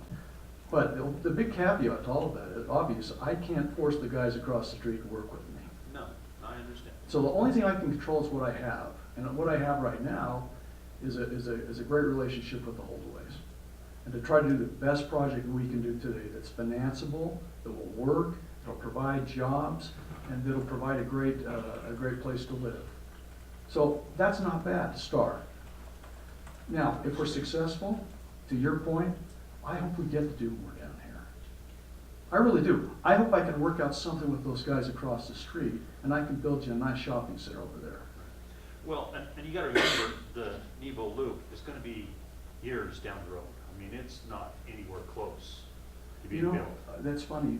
When we talk to some of the people that stay, they don't sound like that. Well, UDOT, I've worked with UDOT for too many years to say that it's anytime soon. Okay, well, we're here, that's I've worked okay. with UDOT for 25 years, Yeah. and I know how they work. Okay. So it's a long time now. Okay, well, and you know what? You're probably right, I don't know. A So, long it sounds like you got more battle scars on that than we do. I have worked for So, UDOT for a long, long time, so. So, to your point, I mean, there's still opportunity out here. Yeah. And so, we wanna make this a success. I don't like to go into any community and say, this is my only deal. Okay, I like repeat business. I like to work relationship with the city, get really nice, a good relationship with them so we can work on more than one deal. I know where you guys are, and what you want is good, okay? None of us are disagreeing with what you're asking for. And I understand that. I understand that you understand that and that you're hearing that. I just don't want us to be so short-sighted that we cut our feet off to get to the point. And I don't disagree with that. Okay, we're with you. But let's just see if we can figure something out together. And that's what we'd like to do. If we can do that, that'd be great. No, we're just thinking, I mean, there's two sides to this. I think the two dilemmas we have is not enough commercial, or we have too many in the density of the 25. Is it possible to expand that from 12 to 14 acres and go 20 units per acre, so you end up with the same number of units, and just decrease that density just enough that it makes us feel warm and fuzzy inside? I mean, then we're not feeling like we're... Can I make a suggestion on that? I think you're coming up with interesting ideas. We need to get some response from you on an official basis so that we can assess where we are. Right. And I understand these are work sessions and we're throwing out ideas and all that, and that's all good. I think that we both need to really assess where we both are and see what we can each do to try to find a deal. And so we want to have continued discussions with you and discuss some of these ideas. And obviously what we have to do when anything is close, we think we might have a deal, but we have to go back and we have to look at the numbers. We have to see if it makes sense from a return standpoint. Because, you know, it's one thing to design a project, but you have to finance the project too. Yeah. This is a big project. There's a little bit of money going into that, that's for sure. Yeah, it's a big one. So I think we're ready to see the proposed, the rezoning. Let's see what zone we're looking at and more information on that. I'm new to the council, I don't know all the ins and outs just yet, so, you know, let's see what zone we're looking at changing this to and making it work. I mean, it obviously has to be rezoned. It's been an alfalfa field for 70 years, so. When we first started down this road, we had some really, I thought, great meetings with Jill. And when we were talking about the overall project, and we shared with her that there's going to be various components of it, she suggested that we look at this 15 zoning, which at the time we thought made a lot of sense. Because then you're balancing it out. You know, it's not all. If we came in here and said, you know, we want 25 over the whole thing, I think that'd be extreme for sure. But here we're just asking for 15 on average. Right. So, you know, that's something I think we need to consider because we are rezoning the whole thing, not just portions of the property. Okay. Well, I think we need to move forward.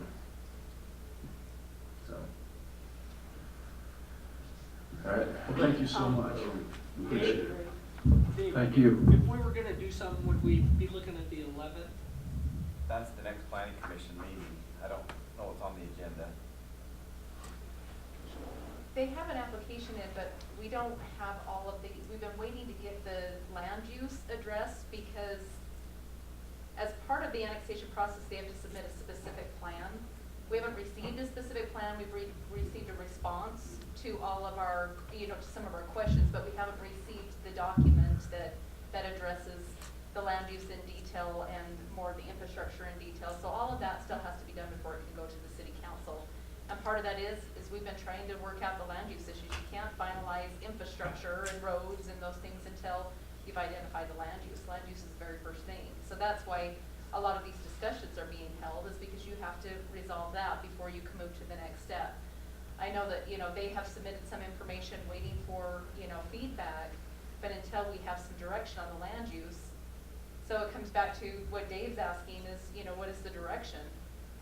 If you're comfortable with 25 units to the acre, there will have to be some amendments or there'll have to be some changes in order to make that happen. Are you wanting to rezone it at the time of annexation, or do you bring it in as an agricultural zone and then address it as part of a zone change application? I mean, there's a lot of different ways that you can do it. We just need that direction. The direction we've received so far is we're concerned with the amount of commercial and we're concerned with the density. And how are we going to overcome those two issues? We need some direction on that so we can continue to work with the applicant on the next step. I think it's for the applicants heard from us. I think it's for the applicant to come back with some ideas of how to address the concerns. And instead of us, here's what you do to take care of this. Here's our concerns. Come back to us and address the concerns and see if it works with what you're planning on doing. So that's what I'd suggest. So that could either be done by coming back at a work session and resolving it, or just finalizing the specific plan, getting it in, going to the planning commission with a public hearing and coming for a final decision. I guess those are two. I guess my question is the council comfortable with a 15-unit overall and have a pod or something with 25? Because that would require us changing the ordinance. And if you're comfortable with that, then we're going to have to go through the ordinance process to change it. So our ordinance right now Right doesn't now, allow. we can't give them 25. Can't Yeah, give the it 20. most we do is 20, isn't it? 20. Up to 20, but a development agreement would be another vessel that could accomplish that without doing an ordinance change. So I just throw that out there. Well, that's where I'm coming from, Dave, is we're uncomfortable. And so I'm not gonna say we're okay with it because we're uncomfortable with it. So something's gotta, I think, from my perspective, something's gotta come back with give some more comfort. That's what I think I've heard for the last two work sessions is we gotta have 25, we're uncomfortable with it, and then the next meeting we have, we've gotta have 25, we're uncomfortable with it. So I don't know how we get to the point where we're okay. That's why I'm asking, where do we wanna go the next step? Because it seems like you guys are saying we have to have 25 units for at least a portion of this, and our ordinance says we can't do it yet. So maybe we can look down the development agreement, I don't know. I mean, these are just, But I like you just said, don't Dave, wanna go down another 2 or 3 weeks and say, hey, Payson hasn't done anything for us, where are we going? No, and I appreciate that. So. well, like you said, Dave, overall, it's only 15. And So- 15's allowed overall, Right. so Well, that's what I'm saying, but our ordinance doesn't say we can. we can segregate it. How But does our ordinance word it though? I mean, But if it's is it a planning- development or is it acre? Like if we drew out a square with 1 acre in it, is that where we're at? If there's 25 units in there, that's above and beyond the code. I that we think currently that's the case, but if the planning commission and the city council is okay with averaging, then we just gotta tweak the ordinance. I don't know where. Most cities, Attorney left. most of the cities I've worked with, you put on development, it's a overall average. Yeah. Yeah, but it seems like there has to be some basis in the ordinance to do that. You can't go against your ordinance and say, well, we're gonna. Right. But you say you have a development agreement. Sounds like a case of gerrymandering. Right, but that's what, not, you have to, something's gotta change the ordinance. So Right. I just recently got a development agreement with approved on a master plan exactly like this, very similar land uses with Salt Lake County.